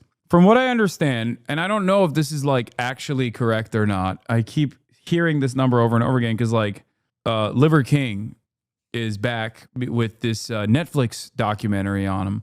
And apparently he was able to generate $100 million of revenue with all of the shit that he was selling. Does that mean he made $100 million pure cash? No, of course not. But that's one guy, and even if his profit margins were like 2% or 3%, he's still, that's $100 million in net revenue, chat. That's just net. That is just the total amount of revenue generated. I suspect that his profit margin was slim, which is a good amount of money for like a much smaller operation. Okay? Or not net, it's gross. Sorry. I can't believe I said net revenue. It's gross. It's gross revenue. Yes, I meant it's gross revenue. Thank you for correcting me. My point is, he was just a TikToker. He wasn't like an entire media operation. Like he had at max like 10 people that he was paying. And then also the additional, the on the commerce side, I'm sure that's like a self-sustaining business to a certain degree. These guys, on the other hand, are definitely not raking in the dough with a much larger operation. Speaking of those razors, I want to go on a little tangent here. I managed to find out where these razors are coming from. Originally, they were being manufactured in China, but in a recent commercial for Jeremy's Razors, there's this little line about how they've moved production. We moved our manufacturing out of China. According to TradeMo, a website that tracks international supply chains, Bentkey Ventures, the LLC that owns the Daily Wire, imported $1.84 million in products from a company called Dorco Co. Limited, which is a Korean company that specializes in manufacturing and selling razors. I went on the Dorco website to try and figure out which of their models was being resold by the Daily Wire, and I'm pretty sure that this handle comes from the TRA 4000 or TRD 5000 models. But what's more important than that is the Dorco razor blades are readily available from other retailers, and usually for a lot less. An 8-pack refill of razor... That's so awesome. Yeah. The markup is because not woke. That's what it is. Blades from Jeremy's Razors costs you $22, while if you were to order those same blades from Amazon, a 16 refill cartridge set will cost you $27. Or if you want a handle on each of those cartridges, you can get a pack of 9 for $21. Or if it's very important for you to support the Daily Wire, I guess you can spend way more money buying those 8-pack refills. The article itself is not that strange, but considering that Boring was the one interviewed for it, it does seem a bit odd that it's highlighting the success that happened to have his face on them, as it's very important for him to be seen as contributing to the financial success of the Daily Wire. This lines up with a lot of Boring's attempt to be the public face of the company, fashioning himself as the God King, starring in expensive commercials for his razors, and he even dropped a single at one point. Jeremy Boring clearly wants people to know who he is and to think that he's doing a great job. On the other hand, if you look at Caleb Robinson, the other Daily Wire CEO, he's almost invisible. He isn't starring in commercials, appearing on public town halls, and he definitely isn't dropping any music on the Daily Wire channel. He seems more content to simply manage the operations of the company without becoming a personality himself. In December of 2024, there was another Axios article about the Daily Wire seeking investment Again by Sarah Fisher. Oh, in their company, with Boring commenting on Fox News possibly wanting to buy the Daily Wire to expand their podcast offerings. It was a bit strange as it came off a brief mention in a Semaphore article that mentioned that the Daily Wire was a possible option for Fox. But by commenting on that rumor, Boring was given the opportunity to mention that he believes the Daily Wire is worth more than $1 billion and that it had raised a round of capital in 2023 based on that estimate. That seems like a pretty big admission, as the Daily Wire had always prided itself as operating. What's funny about this is also, look at this. I already did this the other day. Well, folks, a big question. Ben Shapiro is probably one of the largest, if not the largest, content creator on the Daily Wire roster. He's the most recognizable figure in the Daily Wire. Here it is, talking about something that is a popular issue, Diddy's downfall. 46,000 views. Ben Shapiro's takedown of the left's horrible border plan, 22,000 views. Okay? He very rarely ever breaks 100K. And when he does, he rarely ever breaks 200K. Ben Shapiro destroys Kanye's pro-Hitler song, 139,000 views. Like, I, on the other hand, I don't have Ben Shapiro's audience. I don't have 7 million subscribers. My coverage of Ben's coverage over the song got more views than Ben's coverage over the song. Matt Walsh is the only large, popular content creator that remains on the network. Okay? And only every now and then does he actually pop off, but his overall view counts are still relatively low as well. Now, Ben has 7 million subs. Matt Walsh has 3.2 million subs. Let's take a look at Brett Cooper.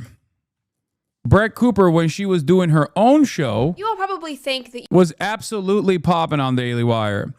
Brett Cooper went on her own, and look at her numbers now. Now, of course, she releases videos less frequently than Matt Walsh does. But look at her numbers. 500,000, almost 500,000, almost 500,000, more than 500,000. This got, from 2 weeks ago, 1 million views, 1.2 million views. It's all drama. It's all girly pop, but it's girly pop with a nefarious right-wing slant associated with it. And she's able to do that on her own, too. Let's look at Candace Owens now. Candace Owens. 4.2 million, 4.2 million subscribers. Candace Owens, shocking, sinister group behind grocery items. 400,000, 400,000, 900,000, 1.6 million, 1.2 million with Ian Carroll from a month ago. These people are raking in. Oh, fuck. You okay? They're raking in the views. Now, what is here, and then last but not least, I'll show you the largest of the right-wing political commentators, Asmongold. Why are these people popping off is a question you might ask yourself. Asmongold from 11 hours ago, 500,000. This guy, 700,000. Someone blew up a fertility clinic, 500,000. I was right. 957,000. I don't know what that was about, but I guess it's about me. Ironic, because everybody always says you always talk about Asmongold. Look at this. A new race war just started. 900,000 views. It was about the outfit. Wait, really? Yeah. Expedition from the same hour. Look, anti-woke slop. 500,000 views from 11 hours ago. Video game. Defending a video game, 127,000 views from only 8 hours ago. This video has already passed. Fertility clinic bomber was a 25-year-old Redditor, 151,000 views. His gaming content doesn't do as well, especially if it's pro, a specific type of game that he actually enjoys. Doesn't do as well as his, slop adjacent right-wing political commentary. The point is, I mean, here, this is 2 hours long. I can't stop playing Expedition. 192,000 views, chatter. I played more Expedition, 254,000 views. So it's actually crazy. He legit killed his gaming career, alienated a lot of his older audience. I don't think so. I don't think he would have the audience that he has playing video games right now if he didn't do the political commentary. I think he's farming the reactionaries, and then some of them do stick around for when he plays video games. I think you're wrong. Who knows where he would be at right now playing video games? Yeah, he'd probably go from 30K. He probably would have like 30K at most. Yes, right-wing political commentary is very popular. Okay? Very popular for a specific subsect of watchers, viewers. Viewers that don't necessarily want to learn the talking points. Viewers that don't necessarily care about learning the talking points or even developing a better understanding of politics, but instead simply want to react to politics from the framework of, from the perspective of a guy who also doesn't know too much. Okay? They just want confirmation bias. They don't want the nerdy shit that Ben Shapiro presents. And I think this tide started shifting with Andrew Tate. Andrew Tate is a lifestyle guy with his only introduction to like actual politics as a lifestyle guy, as a guru, basically like a dating coach, was when he was hitting the culture war buttons over and over again. I think in this modern era, people want less of the actual meat, the less of the actual substance, and they want more a guy who is mostly doing cultural critique from a right-wing perspective in a way that is digestible, that has a lot of right-wing opinions baked into it. Because that's what Candace Owens does now, as opposed to what Candace Owens used to do during her Daily Wire tenure. When Candace Owens was at the Daily Wire, I'm willing to bet that her political engagement was far more focused on delivering right-wing talking points. As opposed to now, she basically leans into the culture shit, the Diddy case, or conspiracy theories, mostly revolving around Jewish people and their tricks. That's usually what she does because she's anti-Semitic. And for Brett Cooper, it's the same. She doesn't engage in the realm of conspiracy as much, but instead, Brett Cooper will cover, again, girly pop nation shit with a right-wing slant. This is what I think the audience wants. The audience wants someone to simply say, this is common sense and confirmation bias, and that's pretty much it. XQ saw Asma's success and tried to dip his toes in right-wing politics, and his Twitter community ripped him to shreds over it. Yeah, because XQC for years and years objectively was an open-minded person. That's the reason why his community immediately yelled at him. He was actually apolitical but empathetic. You know? They want to have something that feels casual to them but reaffirms their views. Exactly. This is a model becoming widespread across subcultures, and it's only going to grow, in my honest opinion. It's like a grift-drift phenomenon to secure the right's money. It's not even the right's money necessarily, but it's also the right's audience. Because there are a lot of people, especially younger audiences, that I think developed resentment to what they assumed was liberal politics, which was represented mostly by not allowing them to go to school and forcing them to wear a mask. And young kids developed a lot of resentment towards that and what they assume is like liberalism, a manifestation of like leftist politics or socialism, whatever. Americans don't really make differences between leftist politics and socialism and the Democratic Party. So that's why I think you see this weird convergence of like the annoying Gamergate, sweaty, unwashed losers who didn't actually ever grow up, and also much younger fan bases that despise women, are incels, only learned everything by being online. They developed their understanding of the world in very scary circumstances during COVID when they were sheltered and didn't have the capacity to develop socially through interpersonal communication. And now this is what they require. For those young people, however, they can change. I'm not so certain about older people. Like the NEETs that are 35 to 40 in Asmongold's community, I think they're firmly going to hold on to right-wing politics to a certain degree. But for the young people, I think they can change. I mean, they got their introduction to political discourse came from like the Aiden Ross and the Andrew Tates and now maybe the Asmongols of the world. But they will most likely grow up, hopefully. But I look at this stuff all the time to develop a better understanding of what people are responding to. And I think for a lot of people, the tide will change when they finally come to the recognition that Trump is actually not giving them the bounty that they thought they would get from the Trump administration, right? They're just not. They're not going to see that. Just like the older Gen Z developed their political opinions under the Trump administration as a reaction to the Trump administration. They were very woke.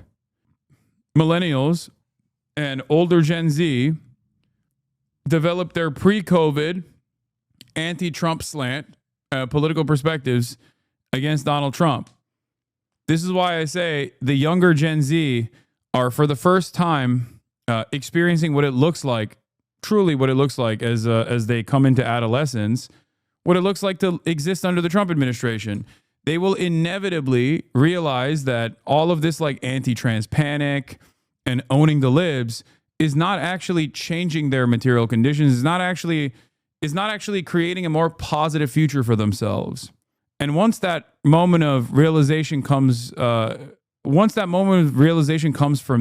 them, they will have another option. They will seek out alternative forms of political commentary. And that's when they come here. And that's part of the reason why I've been able to maintain an audience, even through the ups and downs, regardless of who's in charge, because I offer an alternative vision for America, an alternative vision for the future that I truly believe in.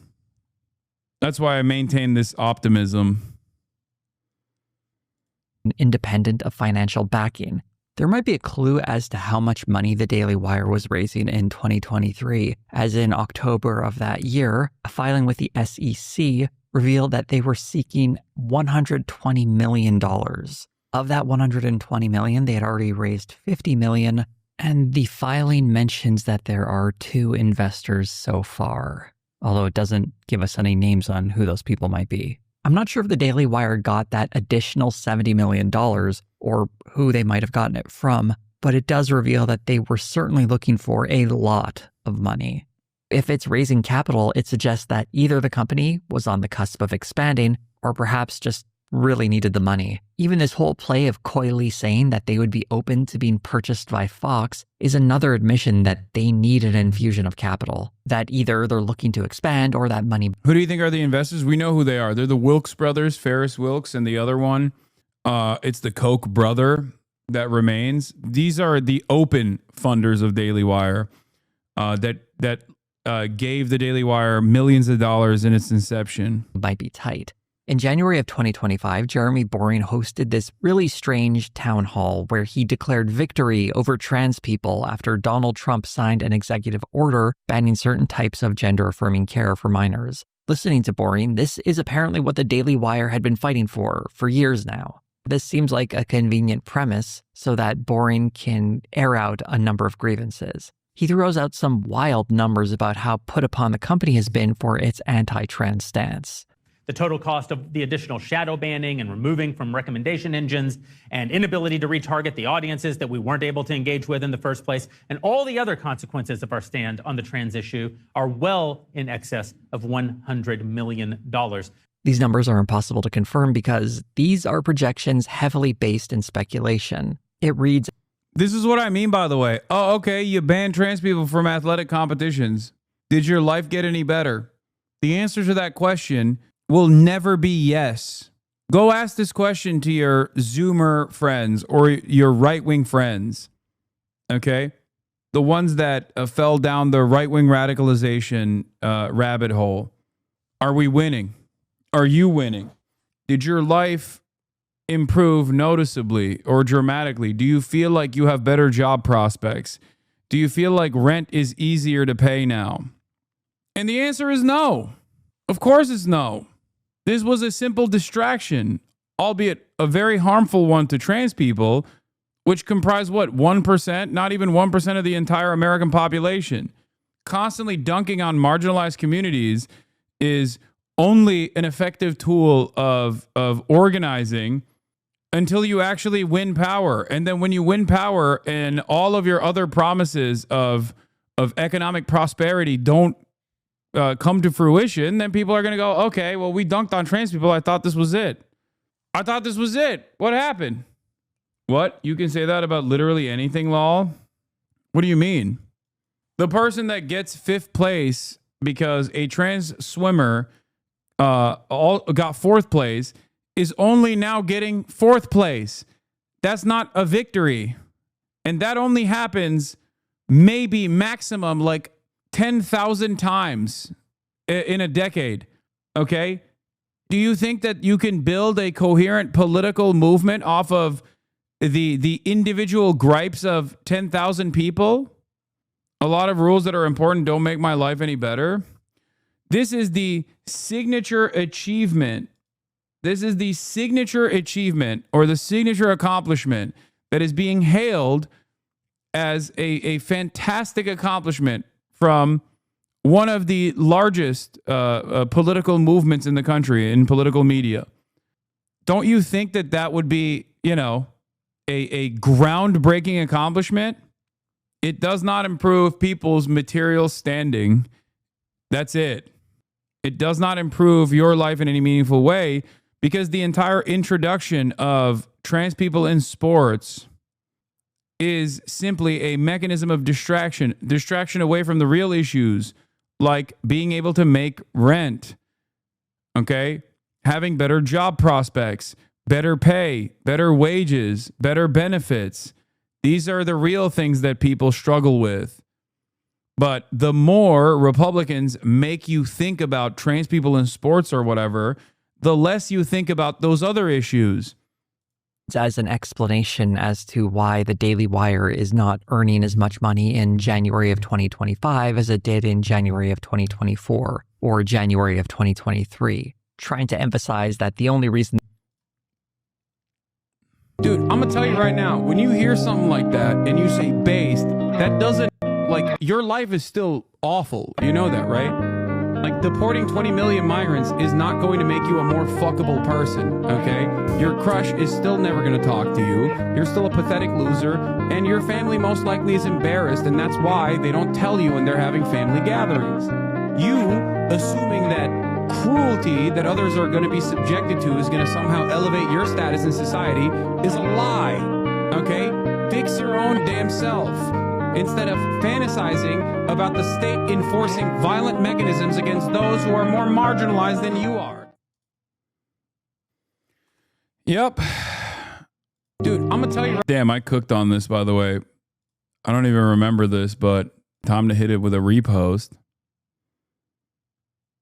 This has happened is because Facebook limited their reach or that YouTube has demonetized a channel or some videos.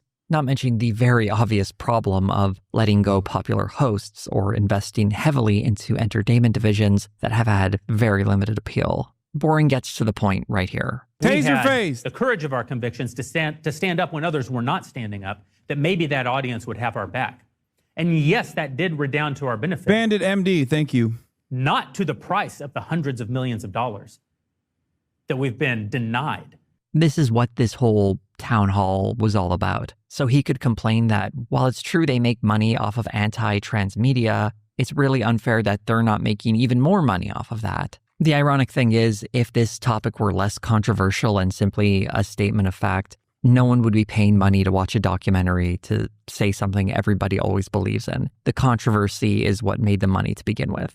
Pretending like they should be earning more is a misunderstanding of what it means to take a stance on any issue that is contentious. Of course, there's going to be blowback, and if you're not willing to accept that, it doesn't sound like you understand the risks inherent with running a business like that. This whole town hall sounds like a man trying to explain why his company doesn't have any money. And he's trying to emphasize that it isn't because of his bad business decisions. Rather, it's because of all the enemies they've made for taking a moral stand. In this case, the moral stand of spreading anti-trans propaganda. It all just comes across as desperate. And the comments below this video are going after Jeremy Boring in a way that's pretty surprising. And it reveals how little faith even the Daily Wire audience has in this guy. About 2 months later, the Daily Wire laid off several staff members and Jeremy Boring resigned, really emphasizing how bad the company was doing financially. In spite of all of this bad news, Ben Shapiro is still insisting that the Daily Wire is in great shape. As somebody who looks at the balance sheet, I can tell you that that is certainly not the case. We are healthy, we are growing, we are thriving, and we have extremely big moves that we are looking forward to making this year. What else is he going to say? That his company is in dire straits Go. as executives step down and employees are laid off? Whatever morale there may be at Daily Wire needs to be kept up somehow. I'm not sure it's working though. I looked at the Glassdoor reviews for the Daily Wire in a previous video, and over time, its average score has only gotten worse. For the sake of the employees, I want to read this recent review to emphasize just how poor morale seems to be there. Pros: trauma bonding with your coworkers. Cons: the VP of Member Experience made employees participate in a 9/11 game of hangman during a mandatory meeting. Leadership and HR is completely corrupt. Bad leaders stay in power through blackmail on executives' talent, constantly outsourcing to the Philippines for cheaper labor. This company does not uphold any values that are spoken about on their shows. The only god here is money and power. Advice to management: turnover is high and continues to be high because of the leadership. At what point will you start looking at leadership for the turnover rate? This review came after Jeremy Boring's resignation, by the way. To anyone currently watching this video right now, I hope it doesn't come as a surprise to you that you're doing an unusual thing. My channel, for all its success, is about niche topics that appeal to a limited audience. Although I do fairly well, there are creators who do much better, and even among them, their audience reflects a small fraction compared to the mainstream. To expand beyond that audience would require someone to completely change the sort of videos they make. What the Daily Wire failed to realize is that they have the exact same problem. Their audience is definitely much bigger than mine. That is certainly the truth. Enough to give them money to mess around with and try to make those movies themselves, but ultimately they are still serving a niche. Conservatives who are so politically engaged that they regularly watch Ben Shapiro or Matt Walsh. There are enough people like that to keep a more modest conservative media company afloat, but certainly not enough to create a company that was hoping to one day rival Disney or some other major production company. They were grossly overestimating the power of their reach and how compelling their ideas are. And now it looks like they are in some trouble. That said, I don't really think the Daily Wire is destined for ruin. It's certainly at a low point, even if Ben Shapiro tries to say otherwise. But one major asset conservative media companies have is a nearly endless number of backers willing to open their wallets to keep things going. The only drawback might be that, since the Daily Wire is such a big operation, some investors might scoff at the high price tag to keep it running. That could be another reason why they got rid of so much staff. By ending its failed kids' entertainment experiment, they might be hoping to find new investors to give them a new influx of cash. I have no doubt they'll probably have some announcements later in the year that are meant to make their company look like it's actually doing fantastic. But until they actually release numbers to tell people otherwise, we could only really guess that they're spending money that they don't have or making investments that will never come to fruition. Regardless, I'll try to keep a close eye on the company just in case they do have a reversal of fortunes and suddenly are doing much better than they appear to be at this moment. I'll probably have that update when the company finally drops the Pendragon cycle, because I still think that thing might actually come out at some point. I don't think a company spending millions upon millions of dollars on its production are going to let it just sit on a shelf. I think it's... Is that Florence Pugh, by the way? If anyone... Am I crazy? No, right? Okay. Am I wrong for thinking that... Am I wrong? She kind of looks like her. No, that's Florence Pugh. Okay, calm down. If anyone from the Daily Wire is watching this and wants some advice about how they can turn their fortunes around so the company won't go broke, I would suggest you guys consider going woke. One thing I didn't really mention in this video because it's kind of hard to measure is that a portion of the Daily Wire's audience seems very unhappy with the commentary coming from some of its hosts, specifically Ben Shapiro and his unwavering support of Israel. While it would be nice to say these people simply hate genocide and are pushing back against Ben Shapiro as he gleefully cheers it on, a lot of it seems to be coming from a general anti-Israel sentiment that's based in anti-Semitism rather than any concern for the Palestinian people. As much as that might hurt the Daily Wire, I think its massive investments not offering anywhere near the returns they need them to are probably much more damaging to their bottom line. This video also has a little more speculation than I'm typically comfortable with, but as someone who has been watching this company for years now, as it's simply lit money on fire to create things no one wants, I would point to my earlier videos, specifically the one on Bent Key, where I said that this whole endeavor looks like it's going to lose them a ton of money and is destined for failure.